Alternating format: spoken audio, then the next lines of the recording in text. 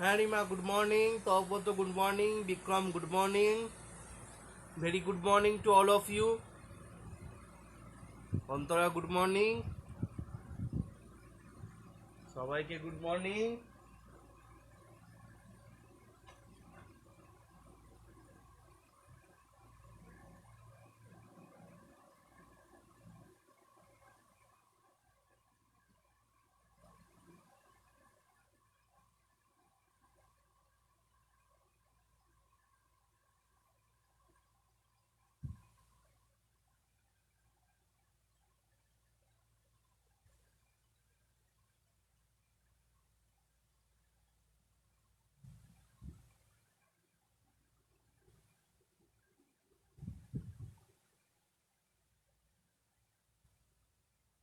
আজকে আমরা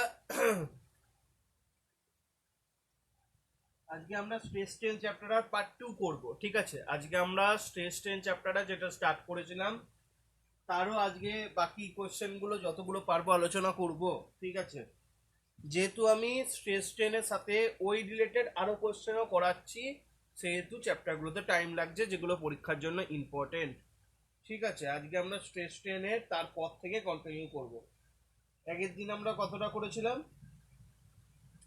আগের দিন আমরা করেছিলাম 47 অব্দি, এবং তারপরে 61 আর 62 অব্দি করেছিলাম। ঠিক আছে, তো কালকে আমাকে আবার শুভদীপ কিছু কোয়েশ্চেন দিয়েছিল আগেই, কিন্তু যেহেতু অনেক লেটে দিয়েছিল তাই আমি খুঁজে পাইনি। তো সেই কোশ্চেনগুলো আবার তার পরের দিন আলোচনা হবে, আজকে হয়তো আলোচনা হবে না, অনেক কোশ্চেন আজকে করাতে হবে। তারপরে নয় শুভদীপের কোশ্চেনগুলো একদিন আলোচনা করে দেবো। ঠিক আছে, তো চলো। হ্যাঁ, সুপ্রভাত দাদা, সুপ্রভাত। সৌভিক, সুপ্রভাত।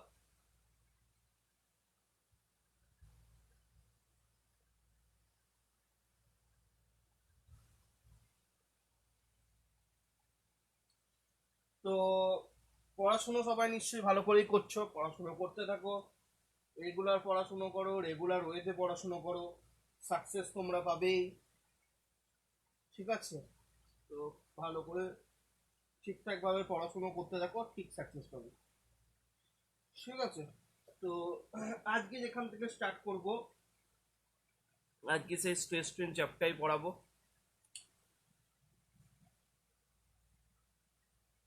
চ্যাপ্টার নাম স্ট্রেস ট্রেন। এই চ্যাপ্টারটাই পড়াবো, এই চ্যাপ্টারের কোশ্চেনগুলো নিয়ে আলোচনা হবে। ঠিক আছে, তো প্রথম যে কোশ্চেনটা তোমাদেরকে আজকে করাবো,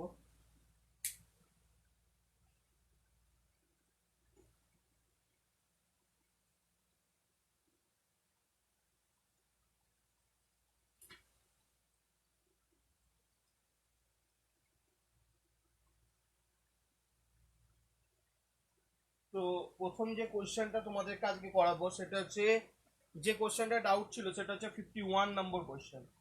কত নম্বর কোশ্চেন?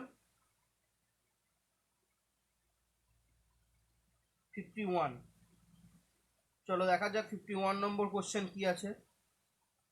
51 নম্বর কোশ্চেন বলেছে যে প্রুফ স্ট্রেস ইজ হোয়াট। এই প্রুফ স্ট্রেসটা আমার পড়ানো হয়নি, খুব ইম্পর্টেন্ট একটা জিনিস, আমি আজকে পড়িয়ে দেবো।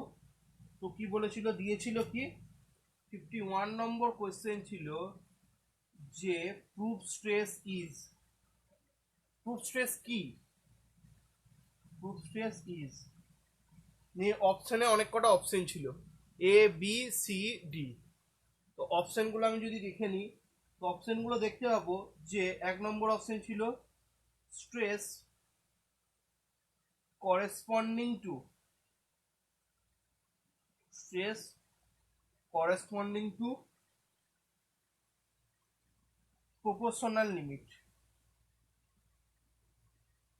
Proportional limit. 2 নম্বর অপশন ছিল যে stress causing material to break, stress causing material to break. C option ছিল stress causing, stress causing a specific a specific permanent deformation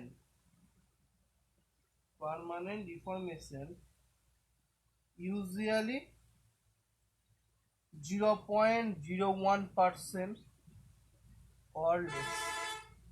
এটা ছিল 3 নম্বর অপশন। তো কোন অপশনটা হবে তোমরা একটু বলো দেখি, 1 নম্বর, 2 নম্বর না 3 নম্বর? আর 4 নম্বর অপশন ছিল none of the above. None of the above.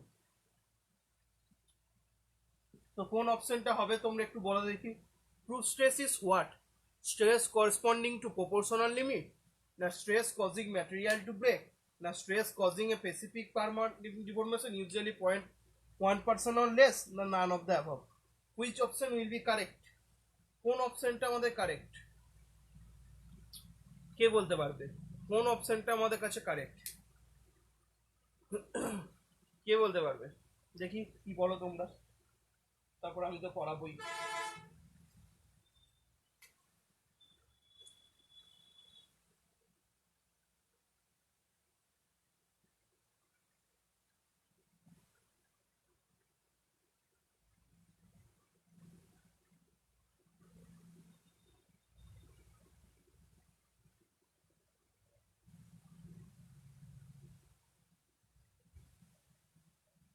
কি বলছে সবাই? সব অন্তরা বললো option D none of the above, Rima বলেছে option D none of the above, সৌভিকও বলেছে option D none of the above, Tapabrata বলেছে অপশন সি।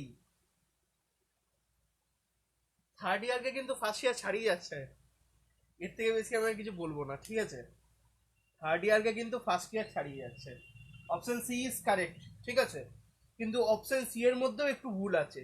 কি ভুল আছে? সেই ভুলটা হচ্ছে এই জায়গাটায়, stress causing a specific permanent deformation usually, এটা 0.01% হবে না। পার্মানেন্ট ডিফরমেশন মানে এখানে স্ট্রেস কজিং, আমি মানেগুলো বলে দিই। যে প্রুফ স্ট্রেসের মানে হচ্ছে স্ট্রেস কজিং মানে যে স্ট্রেসের জন্য একটা পার্মানেন্ট ডিফরমেশন আছে। পার্মানেন্ট ডিফরমেশন বলতে কি? প্লাস্টিসিটি ধর্মটা আছে। পার্মানেন্ট ডিফরমেশন বলতে কি? প্লাস্টিসিটি ধর্ম আছে, মানে ইল্ডিং হয়, এক কথায় ইল্ডের সৃষ্টি হয়। পার্মানেন্ট ডিফরমেশন বলতে এখানে প্লাস্টিক ডিফরমেশন বোঝায়, প্লাস্টিসিটিটা বোঝানো হচ্ছে। ইউজুয়ালি 0.0% আর লেস নয়, এইটা একটু ভুল আছে। এইটা হয় কত স্ট্রেন রেটে? 0.0% তার লেসে নয়। এই স্ট্রেন রেটটা হয়, যে স্ট্রেন রেটটা হয় 0.1 থেকে 0.2%, 0.1 থেকে 0.2% স্ট্রেন রেটে, স্ট্রেন রেট, ঠিক আছে? তো stress causing a specific permanent deformation usually 0.1 to 0.2% strain rate. তার জন্য যে স্ট্রেসটা হয় 0.1 থেকে 0.2% স্ট্রেন রেটে, যে কোনো 0.1% মানে কত? 0.1% মানে জানো 0.1/100, তাহলে 0.1 কে 100 দিয়ে ভাগ করলে কত হয়? 0.01, তাই তো? আর 0.2% মানে কত? সিমিলারলি 0.02। তো সেটাই, তাহলে অ্যান্সার সি ইজ কারেক্ট, ঠিক আছে? 0.0 না, 0.02%, 0.02% নয়, এইরকমও নয় যে 0.02% একদম কারেক্ট। 0.1 থেকে 0.2%, কোনো বইয়ে বলা হয় যে 0.1%, কোনো বই বলে যে 0.2%, ঠিক আছে? তো অন্তরা তুমি ঠিকই জানো, কিন্তু কোনো বইয়ে 0.1%, কোনো বইয়ে 0.2%। অ্যান্সার ডি হবে না, অ্যান্সার সি হবে। কিন্তু অ্যান্সার সি এর মধ্যে একটু চেঞ্জ হবে, সেই চেঞ্জটা আমি কি বলে দিলাম। Stress causing a specific permanent deformation usually, যেহেতু এখানে 0.01% এই কথাটা উল্লেখ করা আছে, তাই তোমাকে এটা কিন্তু অ্যান্সারটা কারেক্ট করতে হবে, ঠিক আছে? তো কোশ্চেনটাই ভুল ছিল, বাহ তোমরা ঠিকই বলেছো। তো এবার প্রুফ স্ট্রেস জিনিসটা আমি কি বলে দিই, যে প্রুফ স্ট্রেসের কনসেপ্টটা কোথা থেকে এলো, ঠিক আছে? এখানে option C is correct, stress causing a specific permanent deformation usually 0.1 to 0.2% strain rate, ঠিক আছে? আবার দেখো কি বলে দিই, প্রুফ স্ট্রেসটা কি। প্রুফ স্ট্রেসটা কি আমি ভালো করে বলে দিই। এটা ছিল কোশ্চেনটা, এটা তো বুঝতে পেরেছো প্রুফ স্ট্রেস কি। এবার দেখো, আমরা কালকে যখন স্ট্রেস স্ট্রেন ডায়াগ্রাম এঁকেছিলাম মাইল স্টিলের, তখন আমি ইল পয়েন্টটা সহজেই পেয়ে গেছিলাম, তাই তো? ইল পয়েন্ট দেখো, মনে করে দেখো যে স্ট্রেস স্ট্রেন ডায়াগ্রাম এঁকেছিলাম, এইভাবে এঁকেছিলাম। এইখানে এরকম করে গিয়ে এরকম করে ব্রেক করেছিল। তো আমি এইখানে বলে দিয়েছিলাম ওপরটা আপার ইল্ড আর নিচেরটা লোয়ার ইল্ড বলেছিলাম, তাই তো? এই ওপর পয়েন্টটা আপার ইল্ড পয়েন্ট আর নিচের পয়েন্টটা লোয়ার ইল্ড পয়েন্ট, এবং ইল্ড স্ট্রেসটা এই লোয়ার ইল্ড পয়েন্টের সাপেক্ষে যে স্ট্রেস সেটা ছিল আমার ইল্ড স্ট্রেস, ছিল তো? এটা হচ্ছে আমার সিগমা ওয়াই ইল্ড স্ট্রেস, এইদিকে আমার স্ট্রেন থাকে, এইদিকে আমার কি থাকে, স্ট্রেস থাকে, বলতে পেরেছিলাম। তো আমি এখানে ইল পয়েন্টটা সহজেই বার করতে পারছি, ঠিক আছে? কার জন্য না মাইল স্টিলের জন্য। হ্যাঁ, গুড মর্নিং দিগন্ত। তো মাইল স্টিলের জন্য আমি খুব সহজেই ইল স্ট্রেসটা বার করতে পারছি বা ইল পয়েন্টও বার করতে পারছি।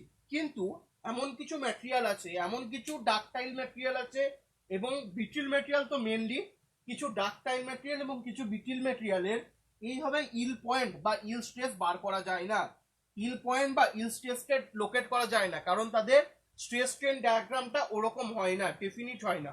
যদি ধরো বিটিল ম্যাটেরিয়াল বলতে যদি কাস্ট আয়রনের, বিটিল ম্যাটেরিয়াল বলতে যদি কাস্ট আয়রনের যদি ডায়াগ্রাম আঁকো না, বিটিল ম্যাটেরিয়াল বলতে ধরো কাস্ট আয়রনের যদি ডায়াগ্রাম আঁকো স্ট্রেস স্ট্রেন, তার জন্য বলছি আমি লিখে দিচ্ছি, এটা হচ্ছে সিগমা, এদিকে হচ্ছে এপসাইলন, এটা হচ্ছে ফর বিটিল ম্যাটেরিয়াল। আগেরটা যেটা করেছি আগের দিন সেটা ছিল আমার কি ডাকটাইল ম্যাটেরিয়াল। ডাকটাইল ম্যাটেরিয়াল বলতে কি ম্যাটেরিয়াল? ডাকটাইল ম্যাটেরিয়াল বলতে মাইল স্টিল। বিটিল ম্যাটেরিয়াল মানে হচ্ছে কাস্ট আয়রন। কাস্ট আয়রনের যদি স্ট্রেস স্ট্রেন ডায়াগ্রাম আঁকো না, তাহলে কাস্ট আয়রনের স্ট্রেস স্ট্রেন ডায়াগ্রাম তুমি পাবে এইরকম করে। আমি এঁকে দিচ্ছি, দাঁড়া আলাদা কালিতে আঁকি। কাস্ট আয়রনের ডায়াগ্রামটা পাবে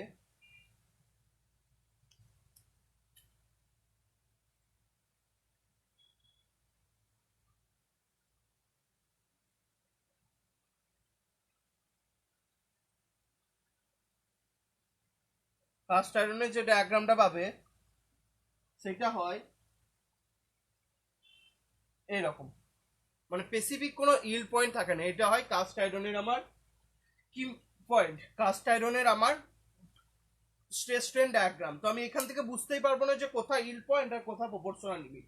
তো আবার সেক্ষেত্রে কি করতে হয়, আমি যেহেতু বুঝতে পারছি না যে কাস্ট আয়রনের ক্ষেত্রে কোনটা ডাকটাইল কোনটা আমার কি ইল্ড পয়েন্ট, সেক্ষেত্রে আমাকে কি করতে হয়, সেক্ষেত্রে আমাকে একটা কাজ করতে হয়, যে কাজটা করতে হয় সেটা আমি বলেই দিই কি আমাকে করতে হয়। সেক্ষেত্রে আমাকে কি করতে হয়, সেক্ষেত্রে আমাকে এই যে আমার প্রপোর্শনাল লিমিটটা এসছে, এই যে স্ট্রেট লাইনটা এসছে, সেক্ষেত্রে আমাকে প্রথম কাজ কি করতে হয়, 0.1% বা 0.2% স্ট্রেন রেট, মানে এখানে ধরে নিলাম আমি 0.1% বা 0.2%, যা খুশি তোমার, 0.1 থেকে 0.2% স্ট্রেন রেটে একটা পয়েন্ট নিতে হয়। আমি এখানে একটা পয়েন্ট নিলাম, যেটা হচ্ছে আমি ধরে নিলাম এটা হচ্ছে 0.1% স্ট্রেন, এটা তো স্ট্রেন হোক। তো 0.1% স্ট্রেনে আমাকে একটা এই যে প্রপোর্শনাল লিমিটের লাইনটা আছে, এই যে লাইনটা আছে, এই লাইনের প্যারালাল একটা লাইন কাটতে হয়। কি বললাম, এই যে লাইনটা আছে এই লাইনের প্যারালাল এই পয়েন্ট দিয়ে একটা লাইন কাটতে হয়। কোন লাইনের প্যারালাল? এই যে আমার মেন যে কার্ভটা আছে, এই যে মেন কার্ভের লাইন, মেন কার্ভের যে প্রপোর্শনাল লিমিটের লাইন, এই যে লাইনটা আছে, ধরে নিলাম আমার কার্ভটার নাম দিয়ে দিই, তাহলে তোমাদের সুবিধা হবে। এইটা হচ্ছে আমার কার্ভটা, এই কার্ভটা এটা হচ্ছে ও পয়েন্ট, এই এতটা অব্দি আমার প্রপোর্শনাল লিমিট হচ্ছে এ পয়েন্ট, আর এখানে আমার ফেল করে গেছে কার্ভটা, এটা হচ্ছে বি পয়েন্ট। তো এই যে ও এ এঁকেছি, এই ও এর প্যারালালে আমাকে এই 0.1% স্ট্রেন রেটে একটা দাগ কাটতে হয়। আমি সেরকম ভাবে একটা ডটের দাগ কেটে নেবো, করবো তো সেরকম ভাবে একটা ডটের দাগ কেটে নেবো, কার সাথে? ও এর প্যারালাল। এই ডটের দাগ কাটার পর, ও এর সাথে প্যারালাল কাটার পর ডটের দাগ কেটে আমি বাড়িয়ে দিলাম, ঠিক আছে? ডটের দাগ কেটে বাড়িয়ে দিলাম। তারপর আমার কি করতে হয়, এই ডটের দাগটাই যেখানে অবধি প্রপোর্শনাল লিমিট বা এই ডটের দাগটা, আমাকে ডটের দাগটা টেনে নিতে হয়। ধরো আমি এইভাবে আঁকছি, ডটের দাগটা টেনে নিলাম, ঠিক আছে? ডটের দাগটা টানার পরে এই ডটের দাগটা মানে ও এর সাথে প্যারালালি আমি যে দাগটা টেনেছি, সেই ডটের দাগটা কার্ভটাকে যেখানে ছেদ করলো, সেই কার্ভ পয়েন্টটাকে এবার আমি ইয়ে অ্যাক্সিসের সাথে যোগ করে দিই। কোন অ্যাক্সিস? না স্ট্রেস অ্যাক্সিসের সাথে এইভাবে যোগ করে দিই। যোগ যখন করে দিই, এই যে আমি পয়েন্টটা পেলাম, এই যে আমি ডটের দাগটা কার্ভে যে ছেদ করলো, মানে ডটের দাগ বলতে কি করে পেলাম না ও এর সাথে প্যারালাল করে যে অক্ষরটা টানলাম, তার সাথে ও এর সাথে প্যারালাল করে যে লাইনটা টানলাম, ঠিক আছে? তো যে আমি পয়েন্টটা এই দাগটা যে পয়েন্টে কার্ভটাকে ছেদ করলো সেই পয়েন্টটা হয়ে যায় আমার কি ইল্ড পয়েন্ট। এই যে পয়েন্টটা আমি পেয়ে গেলাম, এই যে আমি পয়েন্টটা পেয়ে গেলাম, এটা হচ্ছে আমার কি ইল্ড পয়েন্ট। ঠিক আছে, আর ইল্ড পয়েন্টের রেসপেক্টে যে স্ট্রেসটা পাবো সেটা পাবো কি ইল্ড স্ট্রেস। ঠিক আছে, তো মাথায় রাখবে আমাদের কিছু ডাকটাইল ম্যাটেরিয়াল এবং কিছু ব্রিটেল ম্যাটেরিয়াল যাদের ইল্ড পয়েন্ট বোঝা যায় না, তাদের ইল্ড পয়েন্ট বার করার জন্য কি করতে হয়, আমাকে এই প্রুফ স্ট্রেসের কনসেপ্টটা এসছে। প্রুফ স্ট্রেস বা প্রুফ স্ট্রেসের আর একটা নাম বলতে পারো যে অফসেট ইল্ড স্ট্রেস। প্রুফ স্ট্রেসের আর একটা নাম কি, প্রুফ স্ট্রেসের আর একটা নাম হচ্ছে অফসেট ইল্ড স্ট্রেস। বোঝা গেছে তোমাদের? তোমাদের বোঝা গেছে প্রুফ স্ট্রেস বা অফসেট ইল্ড স্ট্রেস কি? আমি আবার বলছি যে কিছু আমরা মাইল্ড স্টিলের ক্ষেত্রে যখন স্ট্রেস স্ট্রেন ডায়াগ্রাম এঁকেছিলাম, তোমাদের ক্লিয়ার কিনা বলো? মাইল্ড স্টিলের ক্ষেত্রে যখন আমরা মাইল্ড স্টিলের ক্ষেত্রে কি মাইল্ড স্টিলের ক্ষেত্রে যখন আমরা স্ট্রেস স্ট্রেন ডায়াগ্রাম এঁকেছিলাম সেক্ষেত্রে ইল্ড পয়েন্ট এবং ইল্ড স্ট্রেস খুব ভালোভাবে বোঝা যাচ্ছিল। কিন্তু এমন কিছু ম্যাটেরিয়াল ডাকটাইল ম্যাটেরিয়াল আছে এবং ব্রিটেল ম্যাটেরিয়াল আছে যাদের ইল্ড পয়েন্ট বোঝা যায় না। সেক্ষেত্রে আমাদের কি করতে হয়, 0.1% কি 0.2% স্ট্রেন রেটে একটা parallel line main main main main কার্ভের সাথে প্যারালাল একটা লাইন টানতে হয়। সেই লাইনটা কার্ভটাকে যে পয়েন্টে ছেদ করে সেই পয়েন্টকে বলা হয় ইল্ড পয়েন্ট, এবং তার রিলেটেড যে স্ট্রেসটা পাওয়া যায় সেটাকে বলা হয় ইল্ড স্ট্রেস। ঠিক আছে, প্রুফ স্ট্রেসের আর একটা নাম কি offset yield stress. Offset yield stress কেন? কারণ আমরা 0.1% কি 0.2% স্ট্রেনে একটা অফসেট টানছি, একটা দাগ টানছি, সেই জন্য নাম হয়ে যায় অফসেট ইল্ড স্ট্রেস। ঠিক আছে, আশা করছি সবার কাছে ক্লিয়ার। সবার কাছে ক্লিয়ার? যারা যারা ভিডিওটা দেখছো সবার কাছে ক্লিয়ার? তাহলে ইল্ড স্ট্রেস বা এই প্রুফ স্ট্রেস বা অফসেট ইল্ড স্ট্রেস কি? তাহলে লিখে নাও এটা। কোথাও 0.1% বলে, কোথাও 0.2% বলে, তাই 0.1 থেকে 0.2% মনে রাখবে। ঠিক আছে, তো এটা এটা সম্পর্কে একটু লিখে নাও। প্রুফ স্ট্রেস বা অফসেট ইল্ড স্ট্রেস কাকে বলে আমি লিখে দিচ্ছি যে ফর সাম ব্যাকটেরিয়াল ম্যাটেরিয়ালস, যেটা আমি বললাম সেটাই লিখে দিচ্ছি। For some ductile for some ductile materials, yield stress or yield point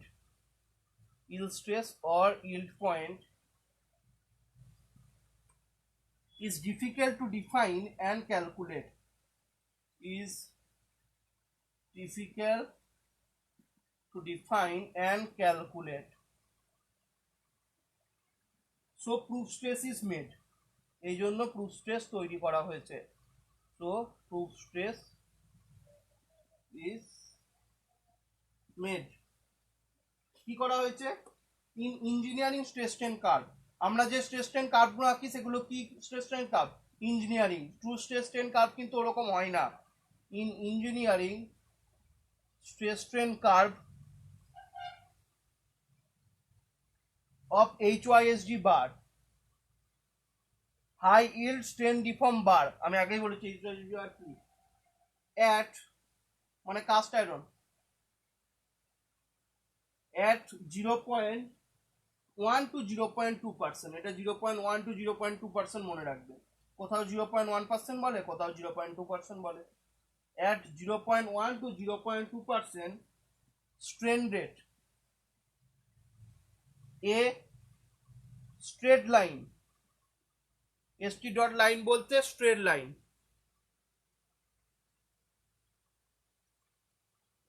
দাদা 0.1% থেকে 0.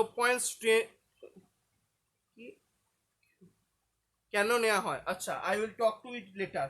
0.1% থেকে 0.2% স্ট্রেন রেট কেন নেওয়া হয় এটা আমি বলবো, ঠিক আছে? কিন্তু এটা বেশি ডিটেলসে চলে যাওয়া হবে, তবু বলবো, ঠিক আছে? আজকের এটা কমপ্লিট করার পর আমি লাস্টে বলবো যে কেন 0.1 থেকে 0.2% স্ট্রেন রেট নেওয়া হয়। তো আমি এটাকে লিখে নিই যে কি বলেছে, in engineering stress strain curve of HYSD bar at 0.1 to 0.2% strain rate, a straight line is drawn. A straight line is drawn parallel to elastic curve. Elastic কার্ভের প্যারালালে একটা আমার কি স্ট্রেট লাইন টানতে হয়। Elastic curve which follows Hooke's law, which follows Hooke's law, ওই যে elastic কার্ভটা কি হুকস লকে ফলো করে, তো হুইচ ফলোস হুকস ল। এবার ওই লাইনটা কাকে কাট করে, উইল কাট দা, ওই লাইনটা will cut the stress Axis, will cut the stress Axis at some point. Curve থেকে যে লাইনটা পাই সেটা স্ট্রেস অ্যাক্সিসকে কোন একটা পয়েন্টে চেঞ্জ করে। The point is consider as proof stress, the point, the point is consider, আমি যেটা এতক্ষণ মুখে বললাম সেটা আমি লিখে দিলাম, is consider as proof stress. ঠিক আছে, তো তোমাদের এই লেখাটা কমপ্লিট হলে আমাকে বলবে যে দাদা লেখা হয়ে গেছে। অনেকেই খাতা নিয়ে লিখতে বসেছো, তো কোনো লেখা বুঝতে না পারলে বলবে। The point is consider as proof stress. ঠিক আছে, আমি পড়ে দিই। For some ductile materials yield stress or yield point is difficult to define and calculate, so proof stress is made. In engine stress strain curve of HYSD bar at 0.1 to 0.2% strain rate, a straight line is drawn parallel to elastic curve which follows Hooke's law. এবার ওই অ্যাক্সিসটা কি will cut the stress axis at some point. The point is considered as proof stress.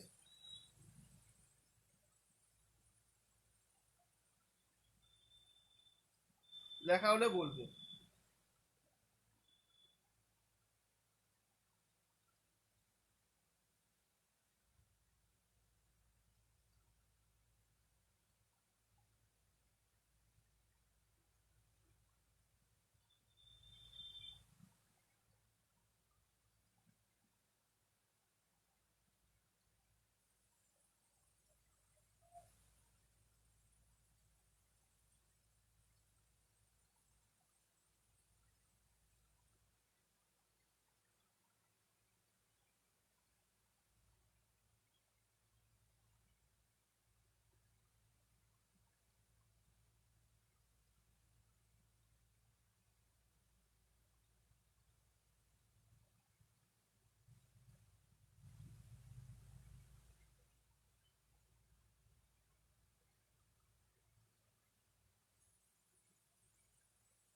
লেখা হয়েছে তোমাদের complete. ঠিক আছে,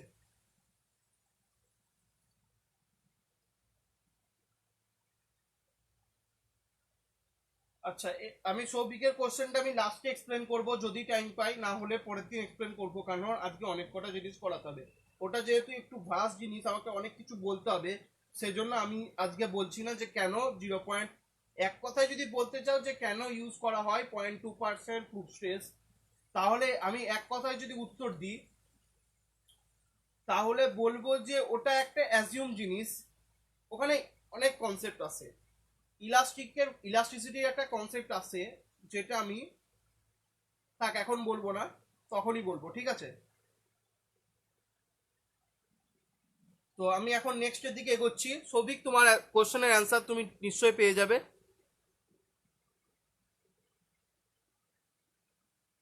বোর্ডটা একটু রাইটে সরালে ভালো হতো। আচ্ছা, না বোর্ড, বোর্ড যদি রাইটে সরে আমার লিখতে অসুবিধা হবে, রাইট অব্দি হাত যাবে না। ঠিক আছে, ওকে হয়ে গেছে, বলো। ঠিক আছে, ঠিক আছে, আমি নেক্সট যাচ্ছি। সৌভিকের আমি কোশ্চেনের অ্যান্সারটা, আমি যেহেতু ভাস্ট অ্যান্সার, আর এক কথায় এইসব জিনিসগুলো অ্যাজিউম করে করা হয়, আর যেহেতু এটা ভাস্ট অ্যান্সার, ওটা অ্যান্সার আছে কিন্তু একটু বড় হবে, তো ওটা আমি লাস্টে এক্সপ্লেন করবো যদি টাইম পাই, যদি না টাইম পাই নেক্সট দিন বলে দেবো। শুভদীপের যে কোশ্চেনগুলো আছে ওর সাথে তোমার এই কোশ্চেনটাও অ্যাড হয়ে যাবে। ঠিক আছে, এবার আমরা নেক্সট কোশ্চেনে যাই। প্রুফ স্পেস ব্যাপারটা জানলাম আমরা। ঠিক আছে, এবার হচ্ছে নেক্সট কোশ্চেন। নেক্সট কোশ্চেন হচ্ছে আমাদের কত নম্বর কোশ্চেন, নেক্সট হচ্ছে আমাদের 93 নম্বর কোশ্চেন। ঠিক আছে, 93। তো 93 কোশ্চেন কি বলেছে, 93 কোশ্চেন কি বলেছে, বলেছে দ্য নেচার অফ, কি বলেছে, the nature of stress, the nature of stress developed, the nature of stress developed in the cross section of bolt, in the cross section of bolt after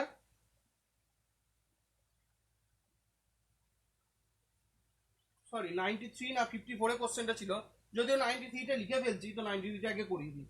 বলেছে the nature of stress develop in the cross section of bolt after it is tightened, after it is tightened by nut against a bearing plate, against a bearing plate is, তো এটা আমি লিখে দিচ্ছি যে স্ট্রেসটা সৃষ্টি হবে।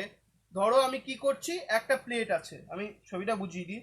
ধরো একটা প্লেট আছে, বিয়ারিং প্লেট আছে, এই প্লেটের ওপর যখন আমার একটা বোল্ট আছে, আমার একটা কি আছে, বোল্ট আছে, এইরকম ধরো একটা বোল্ট আছে, এরকম একটা বোল্ট আছে, ঠিক আছে। এই বোল্টটাকে আমি কি করব, এই বোল্টটাকে আমি কি করব, এটা হচ্ছে আমার বোল্ট, এই বোল্টটাকে আমি একটা নাট দিয়ে, নাট বলতে বোল্ট কোনটাকে বলে আর নাট কোনটাকে বলে, গোল মতো যেটা থাকে সেটাকে বলে নাট, আর লম্বা মতো যেটা থাকে সেটাকে বলে বোল্ট, ঠিক আছে। এবার এই বোল্টটাকে বিয়ারিং প্লেটের আমি এগেনস্ট এখানে বিয়ারিং প্লেট হতো, আমি বিয়ারিং প্লেটের এগেনস্টে লাগাচ্ছি। তাহলে আমি যখন লাগাবো তখন এটাকে টাইট দিচ্ছি, টাইট যখন দেবো তখন কি নাটটা আস্তে আস্তে ঢুকতে থাকবে। তো বলছে তখন ওই বোল্টটা বিয়ারিং প্লেটের এগেনস্টে টেনসাইল স্ট্রেস সৃষ্টি করবে, যে স্ট্রেসটা সৃষ্টি হবে সেটা হবে টেনসাইল স্ট্রেস, কম্প্রেসিভ নয়। কিন্তু মনে রাখবে যখন টাইটেন করব, যখন বোল্টকে টাইটেন করব মানে টাইট করার চেষ্টা করব, তখন আমার টেনসাইল স্ট্রেস সৃষ্টি হবে, আর যখন লুজেন্ড আপ করব তখন কম্প্রেসিভ স্ট্রেস সৃষ্টি হবে, ঠিক আছে। তাহলে টাইটেন যেহেতু আছে, মাথায় রাখবে টাইটেনের সাথে আমার টেনসাইল টিটি, টেনসাইল স্ট্রেস সৃষ্টি হবে, আর যখন লুজ করব তখন আমার কি স্ট্রেস সৃষ্টি হবে, কম্প্রেসিভ স্ট্রেস। এটা খুব ভালো করে মনে রাখবে, টাইটেন করছি তাই টেনসাইল স্ট্রেস,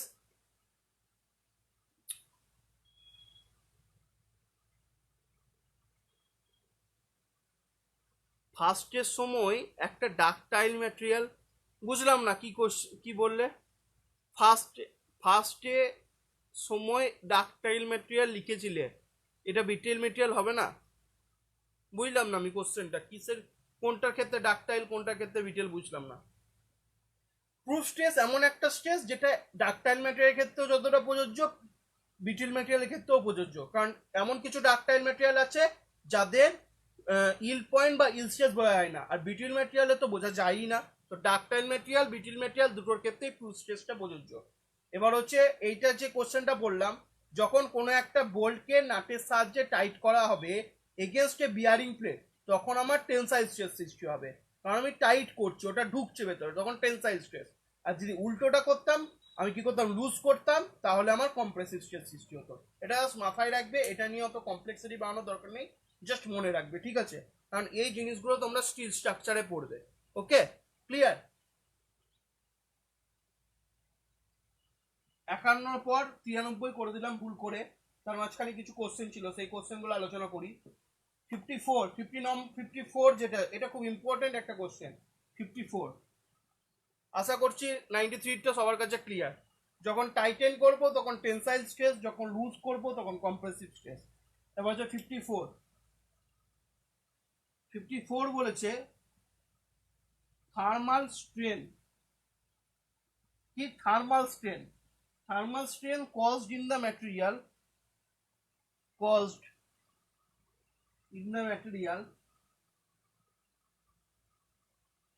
proof stress এর ডেফিনেশনে অসুবিধা হলে লিখে নেবে যে for some ductile material and also beetle materials, ওটা লিখে নেবে, ঠিক আছে। Thermal strain caused in the material of a composite body, of a composite body due to change in temperature, due to change in temperature will be of dash 54 নম্বর কোশ্চেনে অপশনগুলো বলেছিল কি, অপশনগুলো বলেছিল same nature, opposite nature, same magnitude, naan of the above. কি কি দিয়েছিল? Same nature, opposite nature,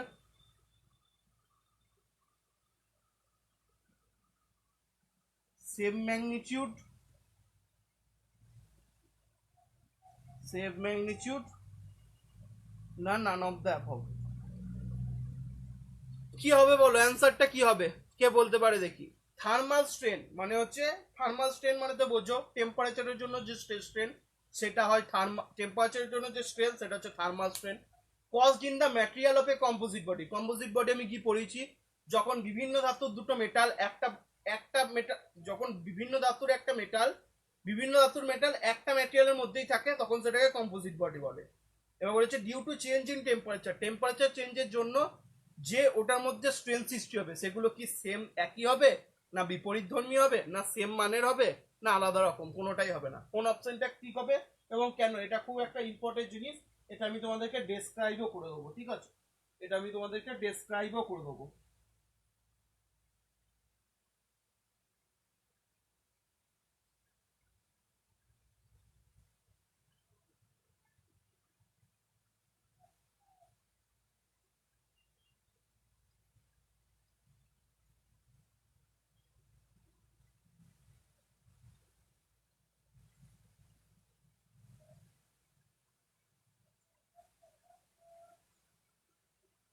কোন অ্যান্সারটা হবে বলো দেখি?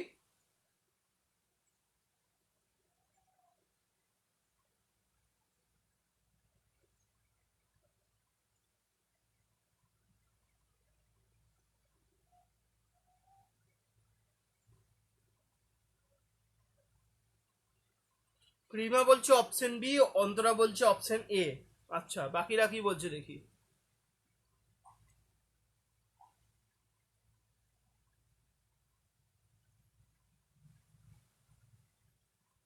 বাকিরা কি বলছে দেখি?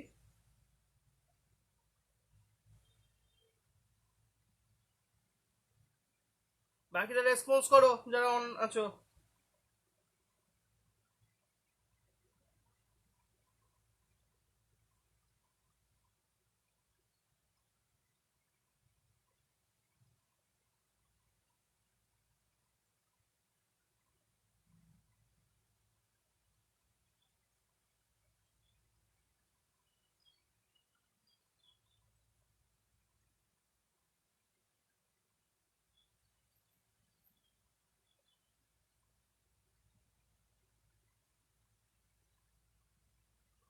সবাই বলছে অপশন বি, ঠিক আছে, option B is the correct answer.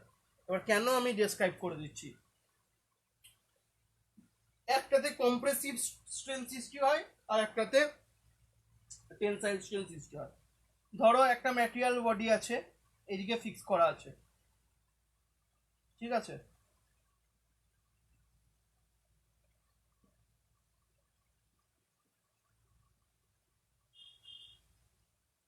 এরকম একটা ম্যাটেরিয়াল বডি আছে, ঠিক আছে? দুটো ধাতুতে আলাদা আলাদা তৈরি, একটা হচ্ছে কপার আর একটা হচ্ছে স্টিল, ঠিক আছে? একটা হচ্ছে কপারের তৈরি, একটা হচ্ছে স্টিলের তৈরি। এইটাকে বলা হয় কি কপার, এইটাকে বলবো আমি কম্পোজিট বডি। যেহেতু দুটো একই হিসাবে কাজ করছে এটাকে বলবো আমি কি কম্পোজিট বডি। এবার হচ্ছে কি হয় দেখো, কপারের কোএফিসিয়েন্ট অফ থার্মাল এক্সপানশন মানে আলফা ভ্যালু, কি value? Alpha, coefficient of thermal expansion তোমরা পড়েছিলে। আলফা ভ্যালুকে বলা হয় কি কোএফিসিয়েন্ট অফ থার্মাল এক্সপানশন। কপারের আলফা ভ্যালু আমি লিখে দিচ্ছি, কোএফিসিয়েন্ট আলফাকে বলা হয় কি কোএফিসিয়েন্ট অফ থার্মাল এক্সপানশন, ঠিক আছে? Coefficient of thermal expansion.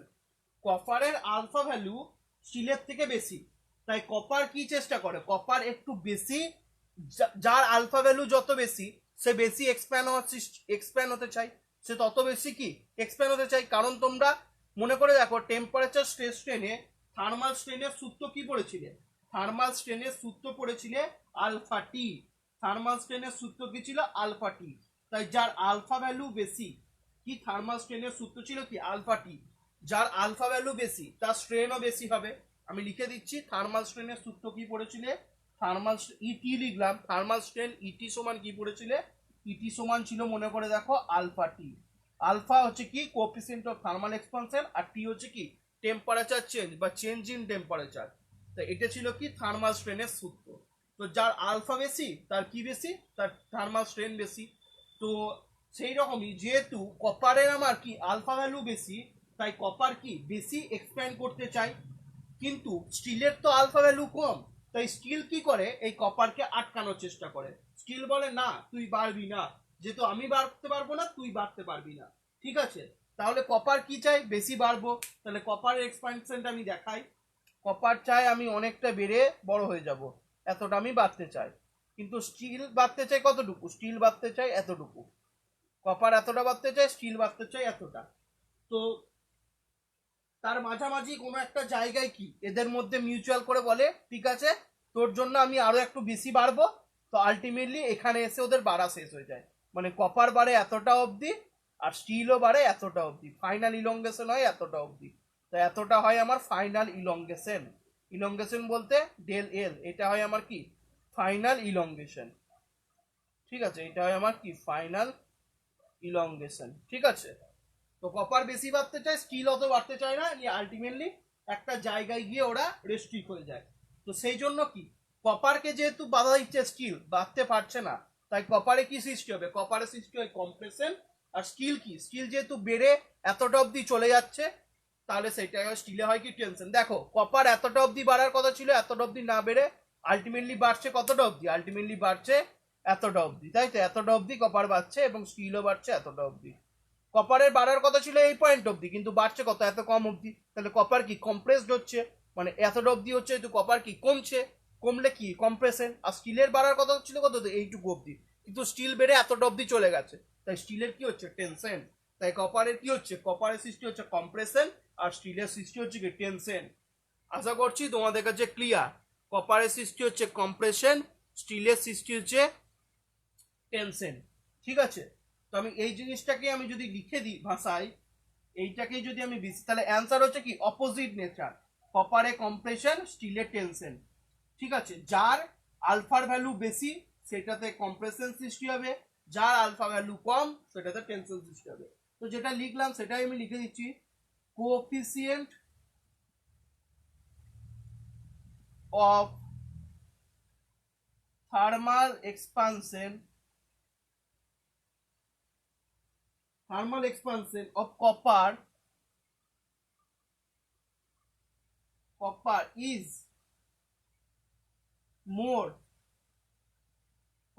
more than steel, as copper will, তাহলে যেহেতু বেশি তাহলে কপার কি করতে চাইবে, কপার তো এক্সপ্যান্ড করতে চাইবে, as copper will try to expand, copper will try to expand মানে বাড়তে চাই more, but its expansion মানে এর বাড়াটা, but its expansion will be restrained by steel, will be restrained মানে বাধা দেওয়া, restrained by steel, will be restrained by steel because কি both will move together by same amount, কারণ এটা কি composite bar, both will move together by same amount, ঠিক আছে। এই জায়গাটা মুছে দিই, both will move together by same amount, কেন না এটা কম্পোজিট বার, জায়গাটা লিখে দিলাম কম্পোজিট বার, কম্পোজিট বারের জন্য দুজনায় সমান পরিমাণ মুভ করবে, হেন্স কপারে কি system, hence copper will be in compression, copper will be in compression and steel in tension, আশা করছি তাহলে তোমাদের কাছে 54 নম্বর কোশ্চেনটা ক্লিয়ার হয়ে যাবে। ক্লিয়ার তো সবার কাছে 54, আশা করছি সবার কাছে ক্লিয়ার, ঠিক আছে। এরপরে যে দুটো কোশ্চেন আছে 57 আর 58, দুটো বড় বড় প্রুফ করতে হবে, ঠিক আছে? দুটো বড় বড় প্রুফ আমি করিয়ে দেবো তোমাদেরকে, এখনই করিয়ে দেবো, কারণ যদি পরে কাজে লাগে। 57 আর 58, ঠিক আছে? তোমরা মুখস্থ করে রাখবে, পরীক্ষা হলে তো প্রুফটা করতে হবে না, মুখস্থ করে রাখবে, ঠিক আছে? 57 আর 58 সবার কাছে ক্লিয়ার তো? আশা করছি ক্লিয়ার। এবার হচ্ছে 57 আর 58। 57 নাম্বার কোশ্চেন কি বলেছে? 57 নাম্বার কোশ্চেন বলেছে ইফ ডি। 57-এ যাওয়ার আগে সৌভিকের কোশ্চেনের ডাউটটা মিটিয়ে দিই। সৌভিক কোশ্চেন করেছিল যে কেন 0.1 থেকে 0.2% স্ট্রেন রেটে নেওয়া হয়, ঠিক আছে? কেন নেওয়া হয় প্রুফ টেস্ট? কারণ বলে দিচ্ছি, মেন কথা হচ্ছে একটাই কথা, যে দেখা গেছে এটা হচ্ছে এক ধরনের অ্যাজাম্পশন, যে 0.1 থেকে 0.2% স্ট্রেন রেটে যদি কাজ করি, আমরা দেখি যে বেশিরভাগ ম্যাটেরিয়ালের ক্ষেত্রেই 0.1 থেকে 0.2% স্ট্রেন রেটে পার্মানেন্ট ডিফরমেশন চলে আসে। পার্মানেন্ট ডিফরমেশন বলতে কি চলে আসে? পার্মানেন্ট ডিফরমেশন মানে প্লাস্টিসিটি ধর্মটা চলে আসে। তো আমার ইল পয়েন্ট বলতে কোন পয়েন্টটা? ইল পয়েন্ট বলতে সেই পয়েন্টটা যে পয়েন্টটা আমার প্লাস্টিসিটি ধর্মটা আসতে স্টার্ট করে।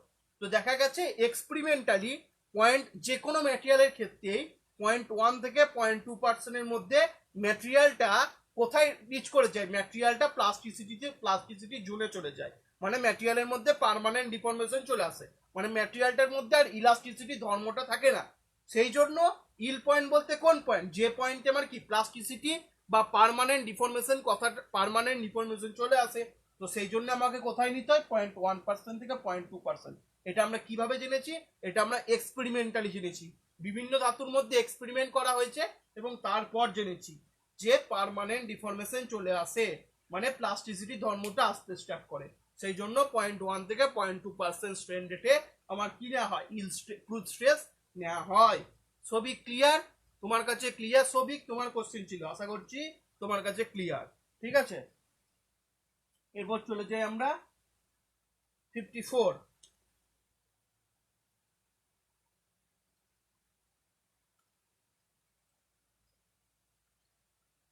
সরি 57। 57 বলেছে if D is the diameter of spheres, sphere মানে গোলক, then volumetric strain is equal to, volumetric strain কার সাথে সমান হবে? তো সবিক তোমার ক্লিয়ার কিনা জানিও, তোমার কাছে এই কোশ্চেনের অ্যান্সারটা ক্লিয়ার, হ্যাঁ না না জানিও। তাহলে বলেছে ইয়েস, একদম ঠিক আছে। তো বলছে if D is the diameter of sphere then the volumetric strain is equal to, এক নম্বর অপশন হচ্ছে 2 times the strain of diameter, 2 times the strain of diameter, strain of diameter। B option দিয়েছে কি? বি অপশন দিয়েছে 3 Times, তাই তো? না, B option দিয়েছে 1.5 times, 1.5 times the strain of diameter. C option দিয়েছে কি? 3 times the strain of diameter. আর 4 নম্বর অপশন দিয়েছে only the strain of diameter. তো কোন অপশনটা ঠিক? তোমরা কি প্রুফটা জানো? কোন অপশনটা ঠিক এবং তোমরা কি প্রুফটা জানো? আশা করছি জানো না। এটা একটা খুব বড় প্রুফ, যেটা আমি তোমাদেরকে এখনই করে দেখাবো। তো কোন অপশনটা কারেক্ট? হয়তো তোমরা মুখস্থ করেছো, না বুঝেই মুখস্থ করেছো, কিন্তু এটার একটা প্রুফ আছে, এটার একটা প্রমাণ আছে, ঠিক আছে? এটার একটা প্রমাণ আছে।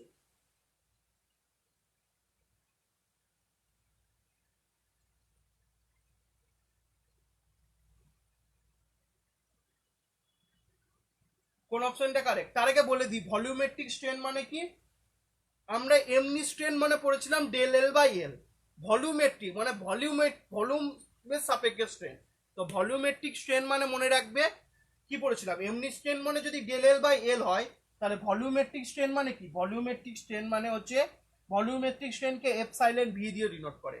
এপসাইলেন ভি সমান হয় ডেল ভি বা ডিভি, যা বলবে তোমরা, del V by V, or তুমি যা বলবে ডিভি বাই ভি, মানে change in volume by original volume. ঠিক আছে, সেটাই হচ্ছে আমার ভলিউমেট্রিক স্ট্রেন। আর স্ট্রেন অফ ডায়ামিটার কথাটার মানে কি, change in diameter by original diameter.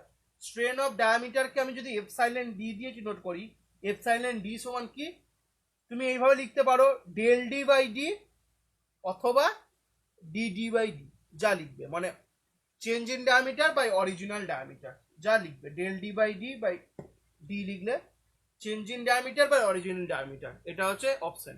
ঠিক আছে, তোমরা দেখছি কেউ রেসপন্স করছো না, তোমরা অ্যান্সারটা জানো না। অপশন 3টা হচ্ছে correct, option C, 3 times the strain of diameter. তো কি করে আসছে আমি তোমাদেরকে প্রুভ করে দেখিয়ে দিচ্ছি। এটা গেল ভলিউমেট্রিক স্ট্রেন মানে হচ্ছে change in volume by original volume, আর স্ট্রেন ডায়ামিটার এটার মানে হচ্ছে কি, স্ট্রেন অফ ডায়ামিটার বলতে change in diameter by original diameter, এটাকে বোঝায় স্ট্রেন ইন ডায়ামিটার। ঠিক আছে, চলো তাহলে প্রমাণটা করা যাক স্ফিয়ারের ক্ষেত্রে কি হয়। তাহলে কি বললাম, অ্যান্সারটা 3 times the strain of diameter. তো প্রুফটা করা যাক, প্রুফটা করলে তোমাদের সারা জীবন মনে থাকবে। কার ক্ষেত্রে না, স্ফিয়ারের ক্ষেত্রে। স্ফিয়ার বলতে কি, অর্ধগোলক, এই স্ফিয়ার বলতে কি গোলক। চলো দেখা যাক, আমি ধরে নিলাম স্ফিয়ারের diameter D, let the diameter of sphere, একটু ইন্টিগ্রেশন লাগবে, বোঝার চেষ্টা করো, না বুঝতে পারলে মুখস্থ রেখো। Let the dia of sphere is D and volume is V. ডায়ামিটারটা ধরলাম ডি, ভলিউমটা ধরলাম ভি।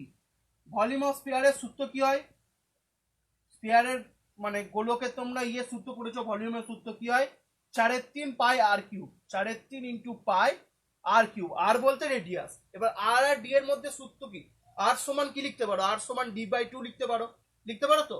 রেডিয়াস আর ডায়ামিটার মধ্যে সম্পর্ক কি হয়, রেডিয়াস সমান ডায়ামিটার বাই টু, তাই আর সমান কি বসাতে পারো, পাই 4/3 পাই আর কিউব, আমি এখানে আরই লিখে দিলাম একবার, আর কিউব, আর এর জায়গায় আমি কি বসিয়ে দেবো, আর এর জায়গায় বসাবো D by two, 4/3 into pi into D by two তার হোল কিউব, তাই তো। তাহলে এটা কাটাকুটি করলে কি আসে, D cube, D by two তার হোল কিউব মানে ডি কিউব বাই 8। তো কাটাকুটি করলে আমার আসে 1/6 পাই ডি কিউব, কাটাকুটি করবে দেখবে 1/6 পাই ডি কিউব। এটা হলো আমার 1 নম্বর, এটা আমি লিখে দিলাম 1 নম্বর বলে। ঠিক আছে, এরপর আমি কি করব, ঠিক আছে, এবার আমি কি করব, ভি সমান কি পেলাম, তাহলে ভি সমান পেলাম 1/6 পাই ডি কিউব। এবার বোথ সাইডকে আমি কি ডেরিভেটিভ করে দেবো। তো আমি লিখে দিচ্ছি যেটা করছি, ডিফারেন্সিয়েটিং বোথ সাইড, বোথ সাইডকে আমি ডেরিভেটিভ করে দেবো।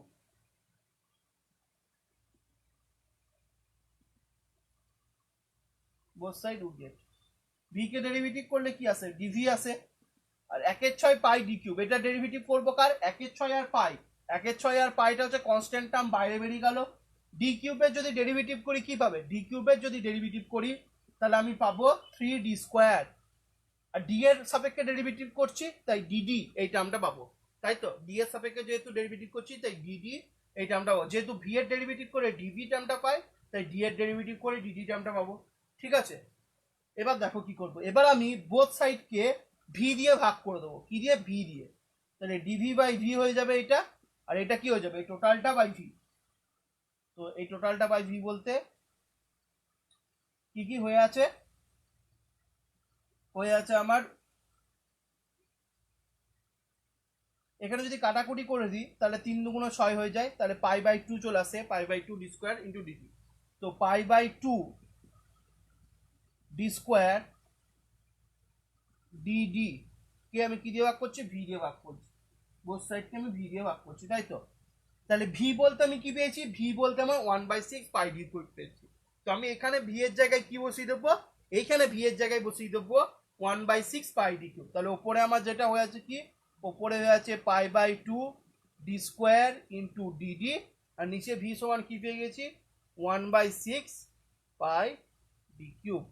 ঠিক আছে, এই দিকটা আমি ডিভি বাই ভি রাখবো, তো এই দিকটা যদি আমি ডিভি বাই ভি রাখি, ডিভি বাই ভি বলতে কি ভলিউমেট্রিক স্ট্রেন, আমি এইটা যদি কাটাকুটি করে দিই, এটা যদি সমস্ত কিছু কাটাকুটি করে দিই, তাহলে এখানে পড়ে থাকবে 3, আর এখানে পড়ে থাকবে, ওপরে পড়ে থাকবে ডিডি বাই ডি। তাহলে আমি আগেই বললাম ডিভি বাই ভি বলতে কি, ভলিউমেট্রিক স্ট্রেন, মানে হচ্ছে এপসাইলন ভি সমান 3 ইন্টু ডিডি বাই ডি বলতে কি, ভলিউমেট্রিক ইয়ে স্ট্রেন, ডায়ামেট্রিক স্ট্রেন বা স্ট্রেন অফ ডায়ামিটার। তাহলে আমি বলতেই পারছি ডিভি বাই ভি সমান 3 টাইমস ডিডি বাই ডি। এটা কাটাকুটি করলে 3 আসবে, ঠিক আছে, আর এখানে ডিডি বাই ডি পড়ে থাকবে। তাহলে এই গেল আমার প্রুফটা। আশা করছি প্রুফটা সবার কাছে ক্লিয়ার, ঠিক আছে। তাহলে কিছুই না, কি করলাম আমি একবার প্রথম থেকে বলে দিচ্ছি। ডায়ামিটার অফ স্ফিয়ার ডি, ভলিউমটা ভি, ভলিউম অফ স্ফিয়ারের সূত্র কি, 4/3 পাই আর কিউব। আর আর ডি এর মধ্যে সম্পর্ক কি, আর সমান ডি বাই টু। তো ডি বাই টু বসিয়ে দিলাম, নিয়ে কাটাকুটি করে দিলাম। দেখো ডি কিউব বা 8 আছে, 4 আর 8 কেটে দিলে কত, 2 পড়ে থাকে, 2 আর 3 গুণ হয়ে 6 হয়ে যায়। তাহলে 1/6, এখানে পাই আছে, এখানে ডি কিউব আছে, 1/6 পাই ডি কিউব। এবার আমি বোথ সাইড ডিফারেন্সিয়েট করে দিলাম। ভি কে ডিফারেন্সিয়েট করলে ডিভি হয় 1/6, আর পাই টার্মটা যেহেতু কনস্ট্যান্ট বাইরে বার করে দিলাম। ডি কিউবের ডেরিভেটিভ করলে 3d স্কোয়ার হয়, যেহেতু ডি এর সাপেক্ষে ডেরিভেটিভ করছে তাই ডিডি বলে একটা টার্ম এলো। নেক্সট স্টেপে কি করলাম, বোথ সাইডকে ভি দিয়ে ভাগ করলাম। তাহলে ডিভি কে ভি দিয়ে ভাগ করলে ডিভি বাই ভি হয়, এই টার্মটাকে ভি দিয়ে ভাগ করলাম। ভি এর জায়গায় কত মান ছিল, 1/6 পাই ডি কিউব বসিয়ে দিলাম। এবার কাটাকুটি করে, এটা কাটাকুটি করলে 3 ইন্টু ডিডি বাই ডি পেলাম, আর এটা তো ডিভি বাই ডি আছে। ডিভি বাই ভি বলতে কি, ভলিউমেট্রিক স্ট্রেন, আর ডিডি বাই ডি বলতে কি, ডায়ামেট্রিক স্ট্রেন। তাহলে এর হলো অ্যান্সার। কি তোমাদের কাছে ক্লিয়ার তো? 57 প্রুফটা ক্লিয়ার? তাহলে মনে রাখবে কি অ্যান্সার এলো, যদি d is the diameter of sphere then volumetric strain is equal to 3 times the strain of diameter, 3 times the strain of diameter। ঠিক আছে, ইজি, একদম একদম খুব ইজি। তো এটা গেল আমার কি 57 প্রুফ, ঠিক আছে, 3 times the strain of diameter। এরপরেও আমাকে আর একটা প্রুফ করতে হবে, ঠিক আছে, এরপরেও আমাকে আর একটা প্রুফ করতে হবে। চলো সেটা করা যাক, কি বলেছে দেখি। এটি ছিল 57।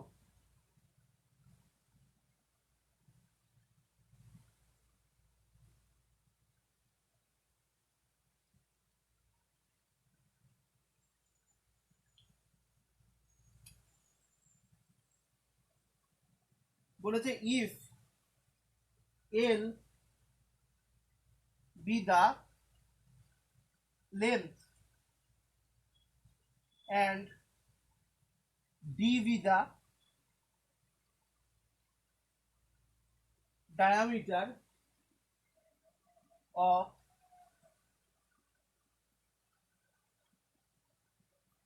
cylindrical rod। এবার সিলিন্ড্রিক্যাল রড, এক একটা ছিল স্ফিয়ার, এবার হচ্ছে cylindrical rod. D be the diameter of cylindrical rod, then volumetric strain. এখানে অপশনটাই কিন্তু ভুল আছে, আমি অ্যান্সারটা ঠিক লিখে দিচ্ছি, নিয়ে প্রুফটা করিয়ে দিচ্ছি। Then volumetric strain is equal to, option number সিটা কারেক্ট, কিন্তু একটা ভুল আছে, ওখানে প্লাস করা আছে, এখানে মাইনাস হবে। অ্যান্সারটা হচ্ছে ভলিউমেট্রিক স্ট্রেন হবে কি, strain of length, minus twice the strain of diameter, twice the strain of diameter.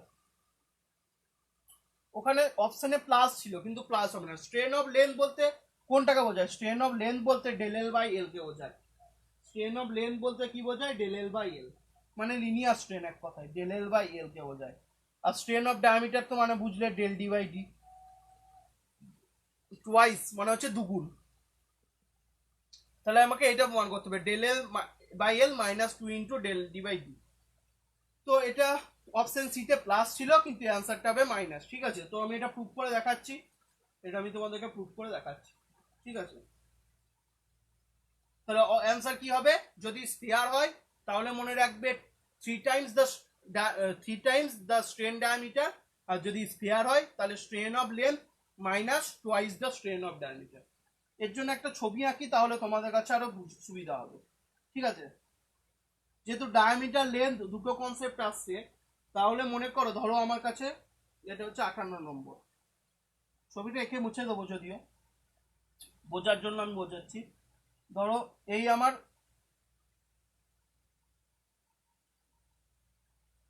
আমার কাছে একটা মেটাল আছে, বা এই হচ্ছে আমার স্পেসিমেনটা, ঠিক আছে। এই স্পেসিমেনটাকে তুমি টানছো, পুল করছো, পি ফোর্স দিয়ে টানছো, দুদিকে তুমি পি ফোর্স অ্যাপ্লাই করছো, তাহলে ম্যাটেরিয়ালটা কি লেন্থে বাড়বে, ম্যাটেরিয়ালটা লেন্থে বড় হবে।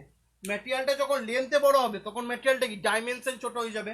এইটা ধরে নিলাম আমি ইনিশিয়াল লেন্থ, ম্যাটেরিয়ালটার ইনিশিয়াল লেন্থ আমি ধরে নিলাম এল, ইনিশিয়াল লেন্থ ছিল কত এল, আর ইনিশিয়াল ডায়ামিটার কত ছিল ডি, আমি এটা ধরে নিলাম ইনিশিয়াল ডায়ামিটার ছিল ডি।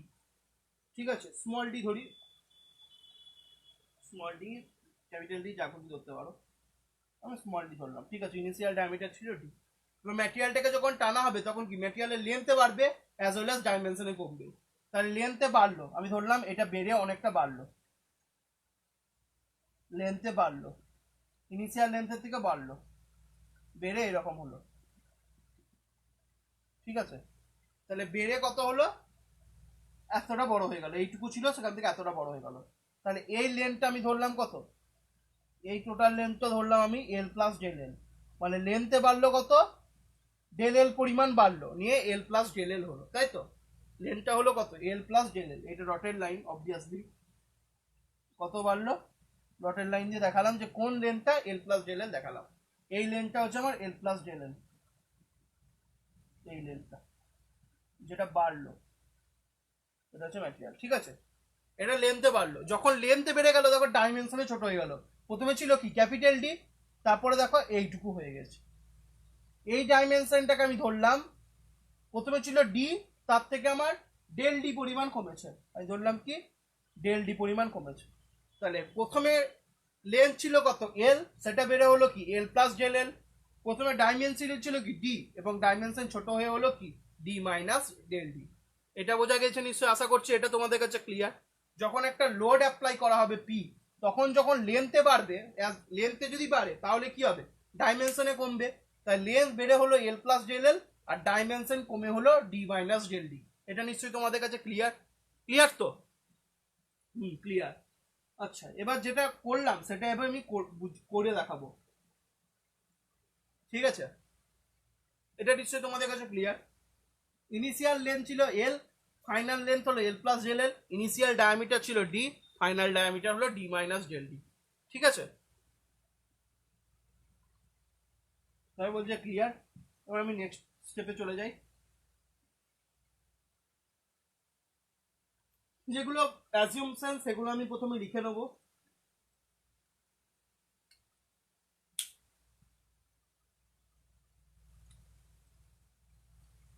এল সমান হচ্ছে length of cylindrical rod, length of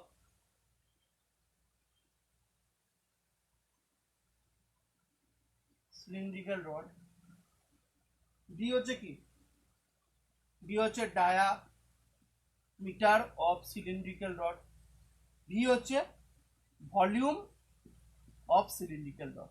এবার যে ভলিউম কি সূত্র হয়, ভলিউমের সূত্র হয় pi by 4 into D square into L. এটা গেল আমার ইনিশিয়াল ভলিউম, সিলিন্ড্রিক্যাল রডের আমার ইনিশিয়াল ভলিউম, এটা হচ্ছে আমার সিলিন্ড্রিক্যাল রডের initial volume.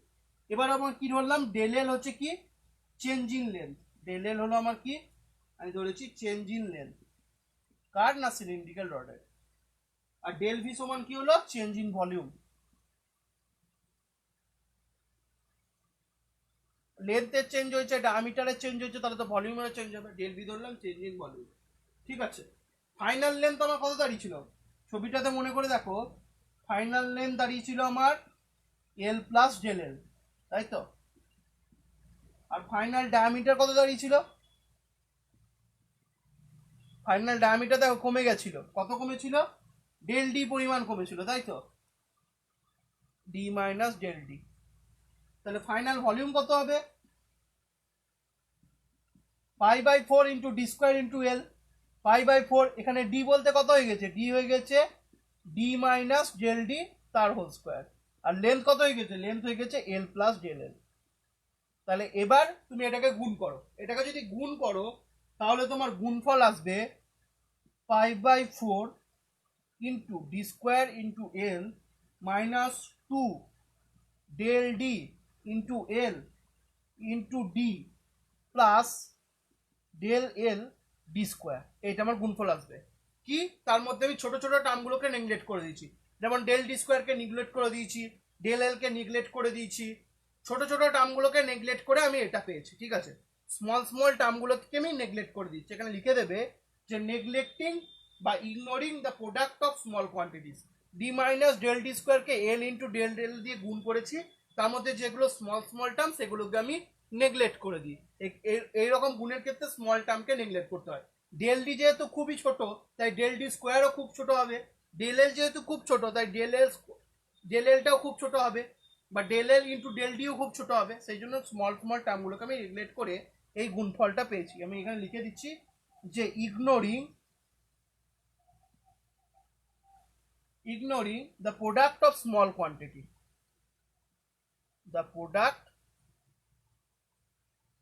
ignoring the product of small quantity, product বলতে গুণফল, small quantity,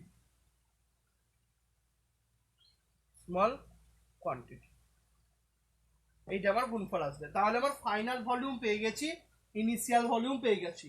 তাহলে ফাইনাল ভলিউম থেকে যদি ইনিশিয়াল ভলিউম বিয়োগ করে দিই তাহলে আমি চেঞ্জ ইন ভলিউমটা পাবো না। আমি যদি ফাইনাল ভলিউম থেকে ইনিশিয়াল ভলিউমটা বিয়োগ করে দিই তাহলে আমি কি পাবো, চেঞ্জ ইন ভলিউম পাবো। চেঞ্জ ইন ভলিউম বলতে ডেল ভিটা পাবো। ফাইনাল ভলিউম কত পেয়েছি, পাই/4 D square plus L minus 2 del D into del D. এইটা থেকে আমি কি এটা বিয়োগ করে দেবো। তাহলে কি করব, final volume minus initial volume, দুটোতেই দেখো পাই/4 কমন নিতে পারি, পাই/4 কমন নেবো, নিয়ে এই টোটালটা থেকে কি আমি ডি স্কোয়ার এল বিয়োগ করে দেবো। তাহলে ঠিক ডেল ভি সমান কি হবে, final volume minus initial volume. তো সেটাই করি, আমি কি বার করছি, ডেল ভি বার করছি। এতটা অব্দি থাক। ডেল ভি সমান হচ্ছে ফাইনাল ভলিউম। ফাইনাল ভলিউম কি আছে, পাই/4 এত, ওখানেও পাই/4 ছিল, এখানেও পাই/4 আছে। তাহলে পাই/4 কমন নিয়ে নিলাম। ব্র্যাকেটের মধ্যে কি থাকবে, ব্র্যাকেটের মধ্যে থাকবে এই টার্মগুলো। ফাইনাল ভলিউম থেকে ইনিশিয়াল ভলিউম বিয়োগ করতে হয়, D square L minus 2 del D L D plus del L D square.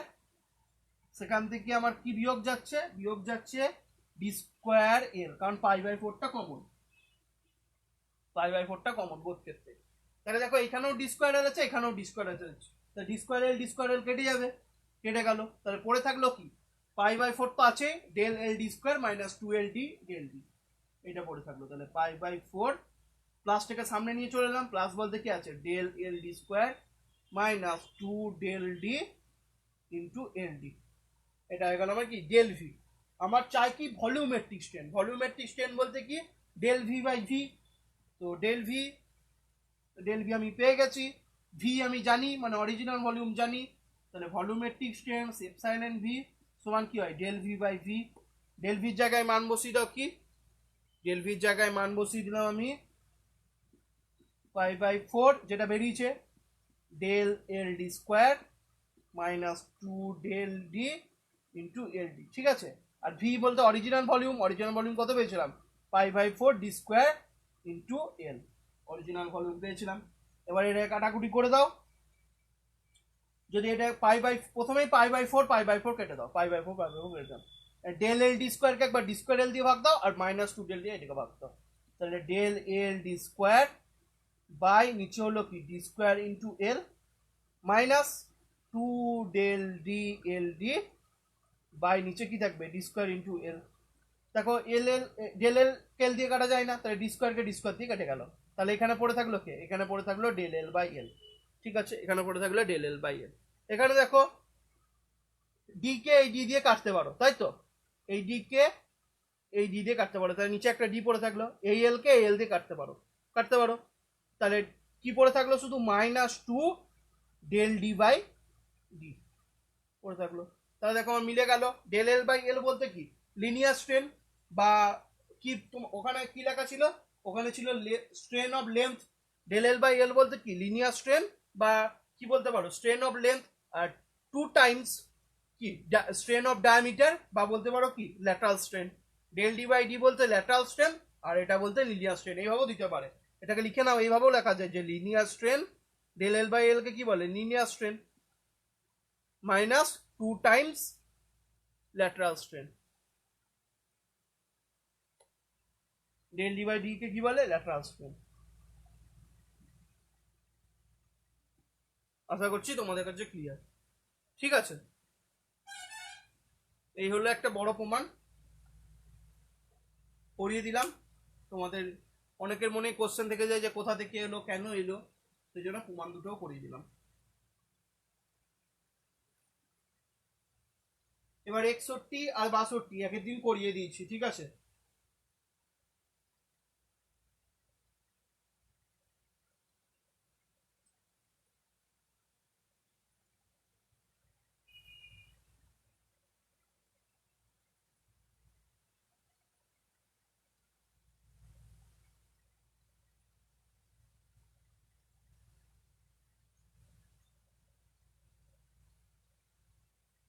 Clear তো সবার কাছে?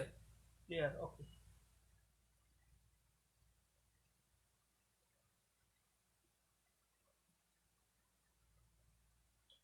নেক্সট কোশ্চেন করবো আমরা। নেক্সট কোশ্চেন হচ্ছে 66।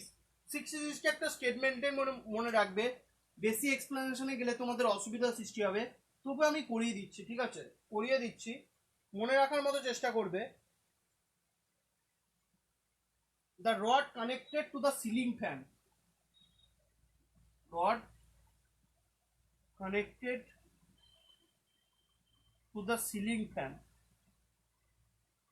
মানে সিলিং ফ্যানের রড, রড থেকে, সিলিং ফ্যান কি একটা রড থেকে ঝুলে, তো কোনো কোনো জায়গায় রড দেয়, কোনো কোনো জায়গায় রড দেয় না।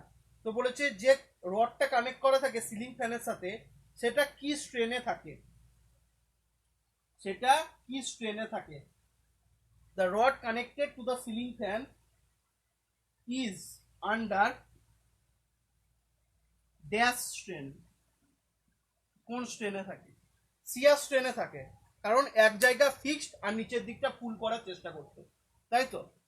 সিয়ার স্ট্রেনে থাকে, সিয়ার স্ট্রেনে থাকে, কারণ একটা জায়গায় তো রডটা তো উপর থেকে ফিক্স করা আছে আর ফ্যানটা তার নিচ থেকে ঝুলছে, ফ্যানটা তো নিচ থেকে ঝুলছে, তাহলে সিয়ার স্ট্রেনের সৃষ্টি হয়। সিয়ার স্ট্রেনের কনসেপ্ট যদি পড়ে থাকো, মনে করে দেখবে যে এক জায়গায় টেবিলে একটা বস্তু রেখেছিলাম, যার ওপরের তলটা ফিক্সড, নিচের তলটা ফিক্সড, নিচের তলটা ফিক্সড, ওপরের তলটা ফিক্সড না, তখন যদি একটা ফোর্স দিয়ে টানা হয়, তখন তার কি এইভাবে একটা সরণ ঘটে যায়, তখন যে স্ট্রেনটা সৃষ্টি হয় সেটা হয় সিয়ার স্ট্রেন, আর তার জন্য যে স্ট্রেসটা সৃষ্টি হয় সিয়ার স্ট্রেস।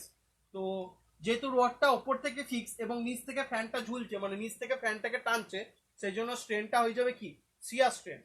ধরো এইভাবে করা আছে, রডটা তো ওপর থেকে ফিক্স করা থাকে, এইভাবে একটা রড থাকে যেটা ওপর থেকে ফিক্স থাকে, আর নিচ থেকে কি, নিচ থেকে একটা আংটার মতো থাকে, এরকম ভাবে আংটার মতো থাকে, সেখান থেকে আমার কি ফ্যানটা চলে, সেখান থেকে আমার ফ্যান চলে।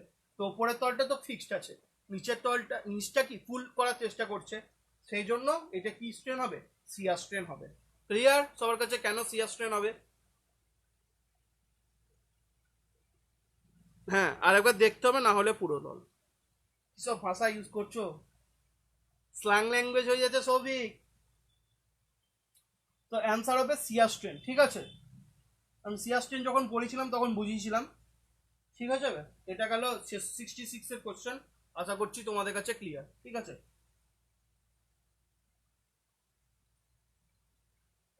এবার হচ্ছে নেক্সট।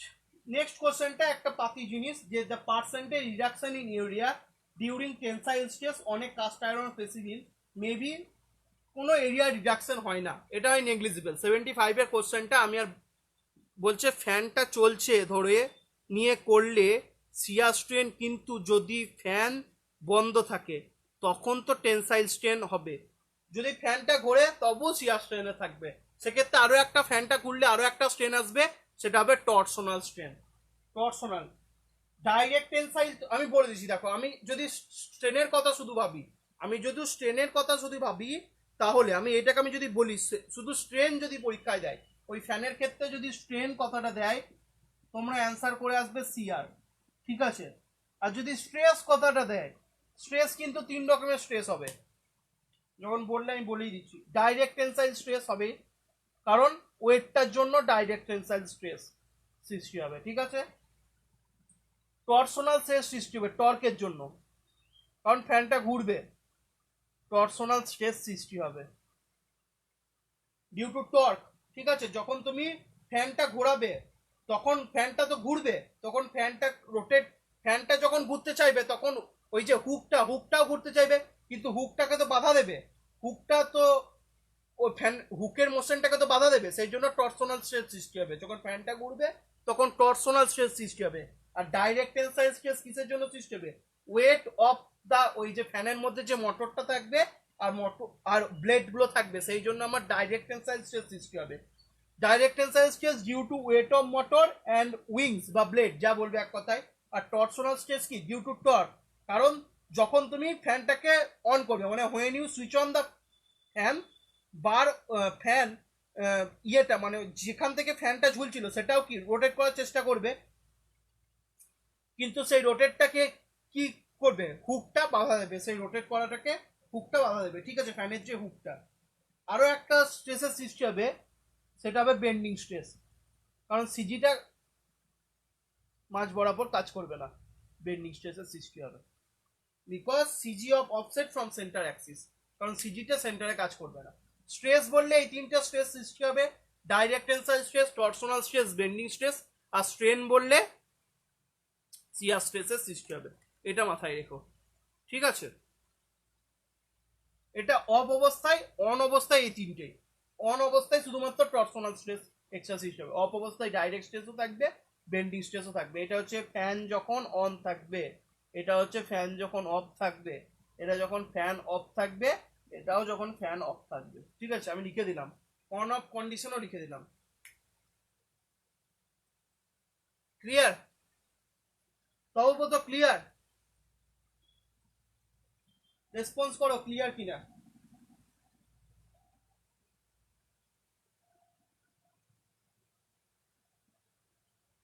রেসপন্স করো ক্লিয়ার কিনা, তাড়াতাড়ি তাড়াতাড়ি রেসপন্স। 75 এর কোশ্চেনটা আমি বলে দিই, 75 এর কোশ্চেনটা এরকম ছিল, ওটা আর লিখছি না যেহেতু খুব ইজি একটা কোশ্চেন ছিল। 75 এর কোশ্চেনটা আমি আর লিখছি না, খুব ইউজলেস কোশ্চেন, আসবেই না।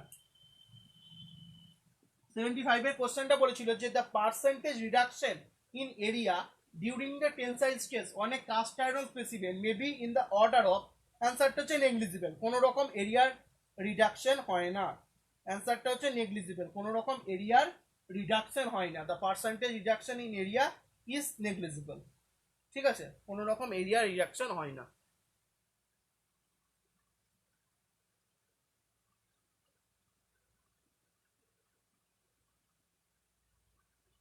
ডাইরেক্ট টেনসাইল স্ট্রেস আর বেন্ডিং স্ট্রেস সবসময় এক করবে, যদি ফ্যানটা ঘোরে তখন একটা এক্সট্রা স্ট্রেস আসবে, সেটা হচ্ছে টর্সোনাল স্ট্রেস। এবার নিশ্চয়ই সবিকের ক্লিয়ার, ঠিক আছে, এটা কনফিউশনের কোনো জায়গায় নেই। যদি ফ্যানটা ঘোরে তাহলে টর্সোনাল, আর সেলফ ওয়েটের জন্য ডাইরেক্ট টেনসাইল স্ট্রেস। তো হ্যাঁ, আর বেন্ডিং স্ট্রেসটাও আসবে, কারণ ওই যে ফ্যানটা মানে রডটা সিজিটা তার সেন্টারে কাজ করবে না, যেহেতু ফ্যানের ওয়েটটা ঝুলছে, একটা ডিস্টেন্সে কাজ করবে, ঠিক আছে, ক্লিয়ার। আচ্ছা চলো, 75 এর কোশ্চেন আমি বলে দিলাম, নেগলিজিবল মানে কোনো রকম এরিয়া রিডাকশন হয় না কাস্ট আয়রন স্পেসিমেনে, ঠিক আছে। 75 গেল। এরপর আমরা যেটা করব 80 কোশ্চেনটা, খুব ইম্পর্টেন্ট একটা কোশ্চেন, নাম্বার 80 কোশ্চেনটা করাবো, এবং তার সাথে আমি কিছু জিনিসও অ্যাডিশনাল লিখে দেবো, ঠিক আছে। 80 কোশ্চেনটা খুব ইম্পর্টেন্ট একটা অঙ্ক, 80 অঙ্কটা খুব ইম্পর্টেন্ট একটা অঙ্ক। চলো 80 কোশ্চেনটা করা যাক।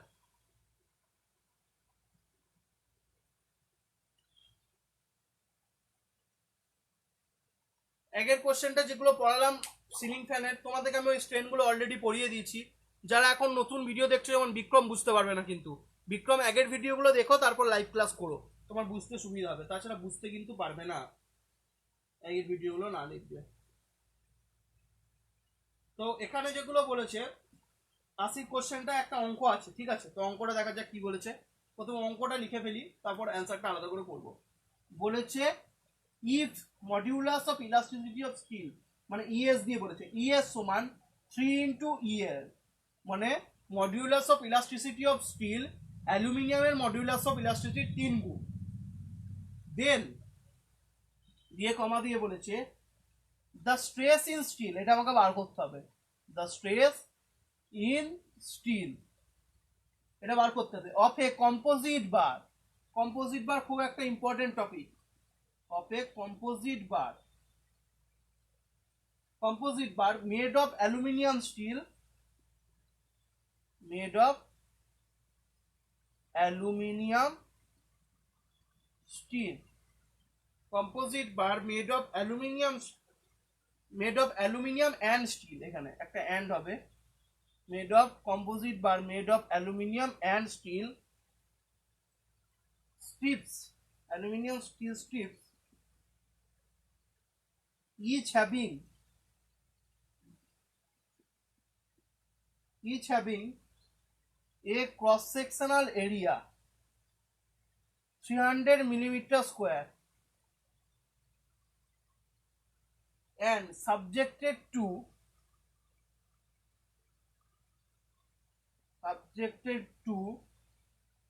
an axial load of 12 kilonewton is কত হবে?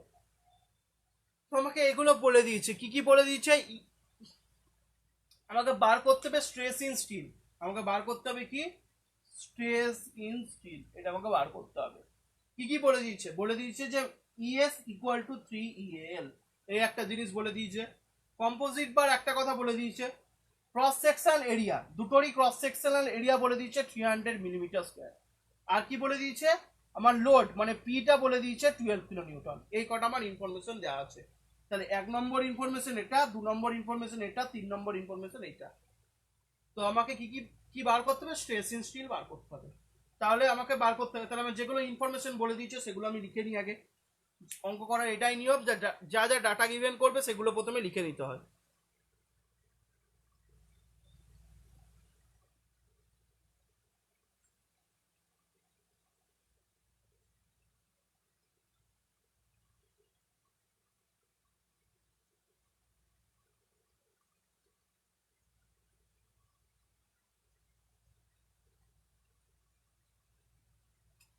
তো কি কি বলে দিয়েছে? আমাকে বলে দিয়েছে, তোমাদের কমেন্ট পড়তে পড়তে আমার টাইম চলে যাচ্ছে, বাহ কি কমেন্ট সব। তো এটা হচ্ছে প্রথমে বলে দিয়েছে, দেখো ইএস ইকুয়াল টু 3EAL। তা এখানে আমি একটা রেশিও পেয়ে যাব যে কি ইএস বাই ইএএল কি লিখতে পারি, ইএস বাই ইএএল সমান 3 লিখতে পারি। এই একটা পেয়ে গেছি, এই একটা ডাটা বলেছে। আর ক্রস সেকশন এরিয়া, দুটোরই ক্রস সেকশন এরিয়া বলে দিয়েছে। মানে এ স্টিলের ক্রস সেকশন এরিয়াকে যদি এএস দিয়ে ডিনোট করি আর অ্যালুমিনিয়ামের ক্রস সেকশনকে যদি এএল দিয়ে ডিনোট করি, দুটোই বলে দিয়েছে কত 300 মিলিমিটার স্কোয়ার বলে দিয়েছে। আর কি বলে দিয়েছে? লোড মানে পি বলে দিয়েছে, পি কত বলে দিয়েছে 12 কিলো নিউটন। এই তিনটে ডাটা আমাদেরকে বলে দিয়েছে, ঠিক আছে। এরপর আমাকে কি কাজে লাগাতে হবে? এরপর আমাকে যেটা কাজে লাগাতে হবে সেটা হচ্ছে কম্পোজিট বারের ধর্ম। দুটো ধর্ম আছে কম্পোজিট বারের। কম্পোজিট বারের দুটো ধর্ম হচ্ছে কি, টোটাল লোডটা দুটো মেম্বার ক্যারি করবে। টোটাল লোড মানে পি যদি টোটাল লোড হয় সেই লোডটা পিএসও নেবে, আবার পিএলও নেবে, মানে স্টিলও নেবে অ্যালুমিনিয়ামও নেবে। আর একটা কি ফর্মুলা আছে, দুটো মেটেরিয়ালের স্ট্রেন সমান হবে, strain in steel bar is equal to strain in aluminium bar, ঠিক আছে। তো সেই ধর্ম দুটো কাজে লাগাই। তাহলে অঙ্কটা মুছে দিলাম। তাহলে প্রথম কম্পোজিট বারের জন্য প্রথম ধর্ম কি হয়, লিখে দিচ্ছি ফর কম্পোজিট বার। লোডটা কি শেয়ার হয়, মানে টোটাল লোড পি যদি হয় স্টিলও নেয় অ্যালুমিনিয়ামও নেয়, পিএস প্লাস পিএল। পিটা তো আমি জানি, পি এর মান কত জানি, এখন বসাবো না পি এর মান, ঠিক আছে। এবার দেখো পি মানে লোড, আমি জানি যে স্ট্রেস সমান লোড বাই এরিয়া, তাহলে লোড সমান কি হবে স্ট্রেস ইনটু এরিয়া। তাহলে পিএস সমান কি লিখতে পারি, স্ট্রেস ইনটু এরিয়া। কার স্ট্রেস? স্টিলের স্ট্রেস ইনটু স্টিলের এরিয়া, তাই সিগমা এস ইনটু এএস। আর অ্যালুমিনিয়ামের ক্ষেত্রে কি হবে, সিগমা এল ইনটু অ্যালুমিনিয়ামের এরিয়া। এটা জানি স্ট্রেস সমান যদি লোড বাই এরিয়া হয় তাই লোড সমান কি স্ট্রেস ইনটু এরিয়া, তাই লিখেছি লোড সমান স্ট্রেস ইনটু এরিয়া, এটা লোড সমান স্ট্রেস ইনটু এরিয়া, ঠিক আছে। এটা হয়ে গেল আমার 1 নম্বর ইকুয়েশন, এটা আমি রেখে দিই, পরে এটার মধ্যে ভ্যালু পুট করব, ঠিক আছে। 2 নম্বর ধর্ম কি, 2 নম্বর ধর্ম আমরা জানি কম্পোজিট বারের ক্ষেত্রে কি জানি, স্ট্রেন গুলো সমান হয়। কি জানি, strain in steel bar is equal to strain in aluminium bar. স্ট্রেনকে আমি কি দিয়ে ডিনোট করি, এপসাইলন দিয়ে। তাহলে বলতে পারি epsilon S is equal to epsilon L. এগুলো আমি তোমাদেরকে পড়িয়েছি কম্পোজিট বারে স্ট্রেস স্ট্রেন যখন পড়াচ্ছিলাম। 2 নম্বর এটা। তাহলে স্ট্রেন সমান আবার কি জানি? স্ট্রেন সমান আমি জানি হুকস ল কি বলে? হুকস ল বলে যে stress by strain is equal to modulus of elasticity. তাহলে স্ট্রেন সমান কি বলতে পারি? Stress by modulus of elasticity. Stress by modulus of elasticity. Strain সমান কি বলতে পারি? Stress by modulus of elasticity বলতে পারি। তাহলে সিমিলারলি এটা ক্ষেত্রেও বলতে পারি stress by modulus of elasticity. এটা গেল স্টিলের ক্ষেত্রে, এটা গেল অ্যালুমিনিয়ামের ক্ষেত্রে। নিশ্চয়ই ক্লিয়ার? এখান থেকে আমি কি বার করে নেবো? এখান থেকে আমি ইএস স্ট্রেসটা বার করে নেবো, অ্যালুমিনিয়ামের স্ট্রেসটা। সিগমা এল। সিগমা এল সমান কি বলতে পারি তাহলে? সিগমা এল সমান বলতে পারি sigma S into EL by ES বলতে পারি। এবার আমি কি করব? এই সিগমা এল এর ভ্যালুটা এই 1 নম্বর ইকুয়েশনে পুট করে দেবো। কি করব? এই সিগমা এল এর ভ্যালুটা 1 নম্বর ইকুয়েশনে পুট করে দেবো। সেটাই লিখে দিই, putting the value of sigma L in equation 1। তো কি লিখবো? P সমান এখানে যেমন সিগমা এস ইন্টু এস আছে লিখে দিলাম।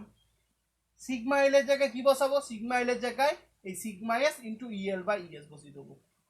Sigma S into EL by ES বসিয়ে দিলাম, আর এল এর জায়গায় এল বসিয়ে দিলাম।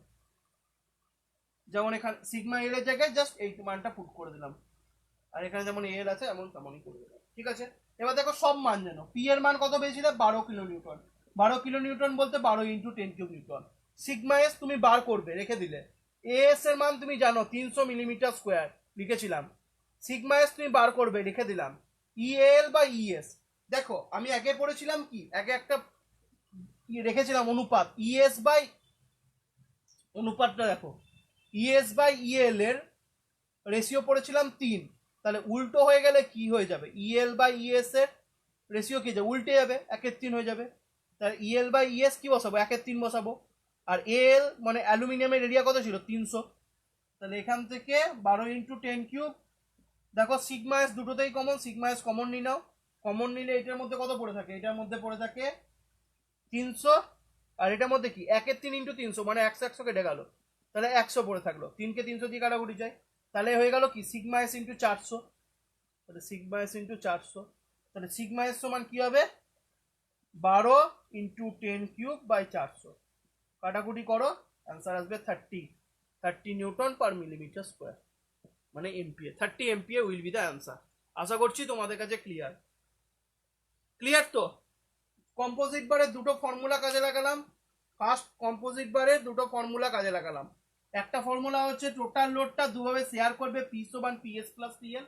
আর 2 নম্বর ফর্মুলা কোন কাজে লাগালাম? যে স্ট্রেনটা এক হয়। ঠিক আছে? এই দুটো ফর্মুলা কাজে লাগালাম। ঠিক আছে? ক্লিয়ার সবার কাছে? নিশ্চয়ই ক্লিয়ার হওয়ার কথা যদি আগের গুলো ভালো করে পড়েছো। ক্লিয়ার তো?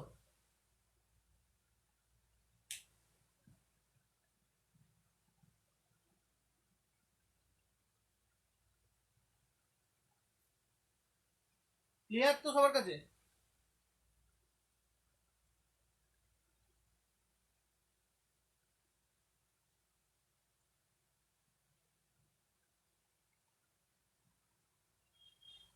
আর নেক্সট কোশ্চেন আছে 96 এর কোশ্চেনটা। এটা নিশ্চয়ই ক্লিয়ার, সবাই লেখা হয়ে গেছে, মুছে দিচ্ছি। তো অ্যান্সার হবে 30 এমপিএ বা 30 নিউটন পার মিলিমিটার স্কোয়ার, যা বলবে। অপশনে দেখবে এমপিএ আছে। হ্যাঁ, এমপিএ বলতে মনে পড়লো, আগের দিন একটা জিনিস ভুল বলেছিলাম, সেটা আমি পরের দিন কারেকশন হিসেবে দিয়ে দিয়েছি, বলে দিই। এমপিএ বলতে মনে পড়লো, আগের দিন তোমাদের একটা কোশ্চেন ছিল, আগের দিনে ভিডিওটা দেখবে, আমি নিচে একটা কমেন্ট অ্যাড করে দিয়েছি। আগের দিনে একটা কোশ্চেন ছিল তোমাদের, 5 নম্বর কোশ্চেন ছিল, এসআই পদ্ধতিতে আমার স্ট্রেসের ইউনিট কি। 1 নম্বর অপশন ছিল পাস্কাল, 2 নম্বর অপশন ছিল নিউটন পার মিটার স্কোয়ার। তাই তো? এ অপশন ছিল পাস্কাল আর বি অপশন ছিল নিউটন পার মিটার স্কোয়ার। আমি তখন আমি বলেছিলাম এ আর বি দুটোই কারেক্ট। হ্যাঁ, এ আর বি দুটোই কারেক্ট। পাস্কাল মানে আমি তখন ভুল বলে ফেলেছিলাম, পরে আমি দিয়ে দিয়েছি পাস্কাল মানে আমি মেগা পাস্কাল করে ফেলেছিলাম। পাস্কাল মানেও newton per metre square. 1 newton বল 1 মিটার স্কোয়ার জায়গার উপর কাজ করলে সেটাকে 1 পাস্কাল বলা হয়। পাস্কাল মানেও নিউটন পার মিটার স্কোয়ার, আর newton per metre square option ছিল, তাই both A and B option are correct. আমি আগের দিনের ভিডিওতে নিচে কমেন্ট দিয়ে দিয়েছি, দেখবে তোমরা, ঠিক আছে। তো পাস্কাল মানে নিউটন পার মিটার স্কোয়ার, আর নিউটন পার মিটার স্কোয়ার তো আলাদা করে অপশনে ছিলই, তাই অপশন এ আর বি দুটোই কারেক্ট, ঠিক আছে। নিউটন পার মিলিমিটার স্কোয়ার মানে হচ্ছে মেগা পাস্কাল, মেগা পাস্কাল মানে এমপিএ মানে হচ্ছে নিউটন পার মিলিমিটার স্কোয়ার, ঠিক আছে। মেগা পাস্কাল মানে নিউটন পার মিলিমিটার স্কোয়ার। আমি এটা ভুল করে আগের দিন লিখে দিয়েছিলাম পাস্কালের জায়গায়, বুঝতে পারলে? তো এটা ছিল আগের দিনের, ঠিক আছে। এরপর যে নেক্সট কোশ্চেনটা আছে 96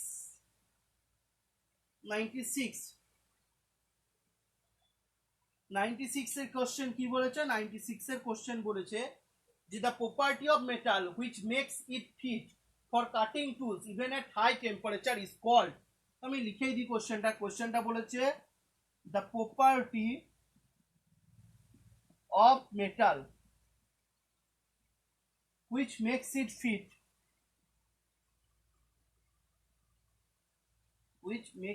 fit for cutting tools even at high temperature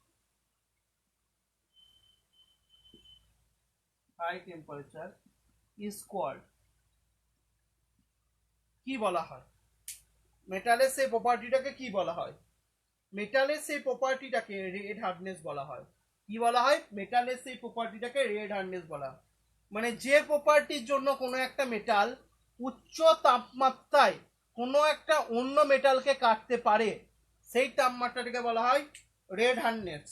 মনে হচ্ছে সেই একদম প্রচন্ড পরিমাণে গরম করা হয়, প্রচন্ড পরিমাণে গরম করলে যে প্রপার্টিটা আসে এবং অন্যান্য মেটালকে কাটতে পারে, সেইটাকে বলা হয় কি? রেড হার্ডনেস, ঠিক আছে। অ্যাট হাই টেম্পারেচার, মাথায় রাখবে, রেড হার্ডনেস।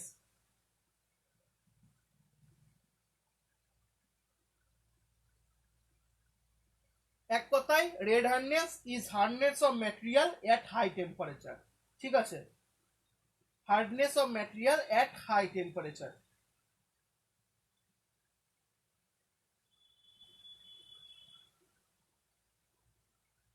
এটাকে আরো একটা নাম আছে হিট রেজিস্ট্যান্স, ঠিক আছে, হিট রেজিস্ট্যান্স, ঠিক আছে। তো রেড হার্ডনেস হচ্ছে এমন একটা প্রপার্টি যে প্রপার্টিতে অন্য একটা মেটালকে মানে কাটিং, মানে এক কথায় কি বলতো, এই প্রপার্টিটা যখন কোনো একটা মেটালের মধ্যে আসে তখন দেখো কি ভালো করে বলেছে, পড়ো। The property of A metal, এটা মেটালের এমন একটা ধর্ম, হুইচ মেক্স ইট ফিট, মানে যেটা সেটাকে উপযোগী করে তোলে, ফর কাটিং টুলস, মানে কাটিং টুলস মানে হচ্ছে কি? কাটিং টুলস বলতে কাটার মেশিন, কাটার কোনো কিছু তৈরি করা, যেমন শাবল বা শাবল ধরো, বা কোনো পেরেক তোলার কোনো কিছু তোলার জন্য শাবল যে তৈরি করতে হয়, শাবল তৈরি করতে গেলে কি লোহাটাকে প্রচন্ড পরিমাণে গরম করতে হয়, তারপর তো বানাতে হয়। তো কাটিং টুলস বানানোর জন্য কোনো একটা মেটালকে যে তাপমাত্রা হিট করা হয় এবং সেই তাপমাত্রার যে প্রপার্টিটা, মানে সেই মেটালের যে প্রপার্টিটা, সেই প্রপার্টিটাকেই বলছে রেড হার্ডনেস প্রপার্টি। মানে কোনো একটা কাটিং টুল করার জন্য সেই মেটালটাকে আমাকে কোন প্রপার্টিতে নিয়ে যেতে হবে? রেড হার্ডনেস প্রপার্টিতে নিয়ে যেতে হবে কাটিং টুল তৈরি করার জন্য। কাটিং টুল বলতে বোঝো নিশ্চয়ই, মানে যা কিছু কাটার টুল, মানে হচ্ছে কাঁচি বা শাবল বা বড় বড় জিনিস যেগুলো কাটিং টুল, সেগুলো করার জন্য আমাকে কোনো একটা মেটালকে রেড হার্ডনেসে নিয়ে যেতে হবে। মানে রেড হার্ডনেস এমন একটা প্রপার্টি যে প্রপার্টিতে নিয়ে যাওয়ার পর ওই মেটালটা দিয়ে সহজেই কাটিং টুল তৈরি করেছে, এবং সেটা কিভাবে অ্যাচিভ করা যায়? হাই টেম্পারেচারে অ্যাচিভ করা যায়, মানে প্রচন্ড তাপমাত্রায় ওটাকে উত্তপ্ত করতে হবে, ঠিক আছে। এটা গেল রেড হার্ডনেস। তো এইখানে গ্রুপ এর কোশ্চেন গুলো শেষ হলো। তো কালকে শুভদীপ কিছু কোশ্চেন, কালকে নয় কিছুদিন আগেই পাঠিয়েছিল, আমার দেখা হয়নি, অনেক লাস্টে পাঠিয়েছিল বলে দেখা হয়নি। শুভদীপের কিছু গ্রুপ এর কোশ্চেন আছে, সেগুলো আলোচনা করবো, তারপর গ্রুপ বি আর গ্রুপ সি এর দিকে আমরা এগিয়ে যাব, ঠিক আছে। তো আজকে ক্লাসটা এখানেই শেষ করলো, আশা করছি সবার কাছে ক্লিয়ার। তো then thumbs up clear, video like share করে দাও, আর যদি ক্লিয়ার না থাকে তাহলে আনলাইক করে বেরিয়ে যাও, ঠিক আছে। যদি ভিডিও ভালো লেগে থাকে তাহলে লাইক রিয়াক্ট শেয়ার করে দাও, আর যদি না ভালো লাগে তাহলে আনলাইক করে বেরিয়ে যাও, ঠিক আছে। তো এখানে আজকের ক্লাস শেষ হলো। থ্যাংকস আ লট। আর ভালো করে সবাই পড়াশোনা করতে থাকো, ডিপ্রেস হয়ে পড়ো না, অনেক পড়া বাকি, এই পড়াশোনা স্টার্ট হয়েছে, মাথায় রেখো, পড়তে থাকো।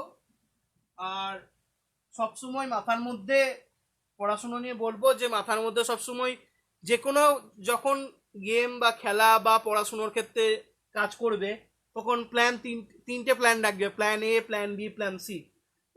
একটা ছিচড়ে বইয়ের ডায়লগ ছিল যে সাকসেসের পরে সবার প্ল্যান থাকে যে কি করব, কিন্তু ফেলিওরের পরে কোনো প্ল্যান থাকে না। ওই জন্য বলছি যে কোনো কিছুকে যখন টার্গেট করবে তখন তিনটে প্ল্যানে বেরোবে, plan A, plan B, plan C.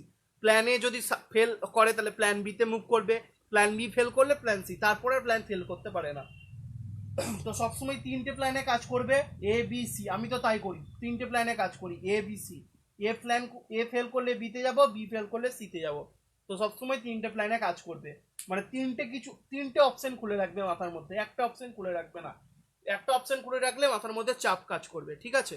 তো তিনটে অপশন নিয়ে কাজ করবে, দেখবে ঠিকঠাক হবে সবকিছু। আমি আমারটা বললাম, এবার তোমরা তোমাদের মতো প্ল্যান করো, ভালো করে পড়াশোনা করো। চলো, thank you, thanks a lot, off হলাম। এবার কবে ক্লাস হবে? হ্যাঁ, এবার ক্লাসের ব্যাপারটা বলে দিই, যেটা নিয়ে তোমাদের খুব কনফিউশন হয়। ক্লাস হবে আবার তোমাদের স্যাটারডে সকাল 7টা থেকে, মানে পরশু, আজকে হচ্ছে থার্সডে, স্যাটারডে সকাল 7টা থেকে। আমি গ্রুপে না কিছু বললে মনে রাখবে যেমন শিডিউল টাইম তেমনই ক্লাস হবে। বারবার জিজ্ঞেস করারও দরকার নেই যে ক্লাস হবে কিনা, আমি যদি চেঞ্জ করি তাহলে আমি গ্রুপে জানিয়ে দিই। তাহলে আবার নেক্সট ক্লাস হচ্ছে স্যাটারডে সকাল 7টা, স্যাটারডে সকাল 7টায় ক্লাস হবে, ঠিক আছে? স্যাটারডে 7 AM, ঠিক আছে? স্যাটারডে 7 AM এ ক্লাস হবে। চলো, থ্যাংক ইউ, থ্যাংকস আ লট। কোনো কোয়েশ্চেন থাকলে আস্ক করতে পারো। এখানে আমি ভিডিওটা শেষ করলাম।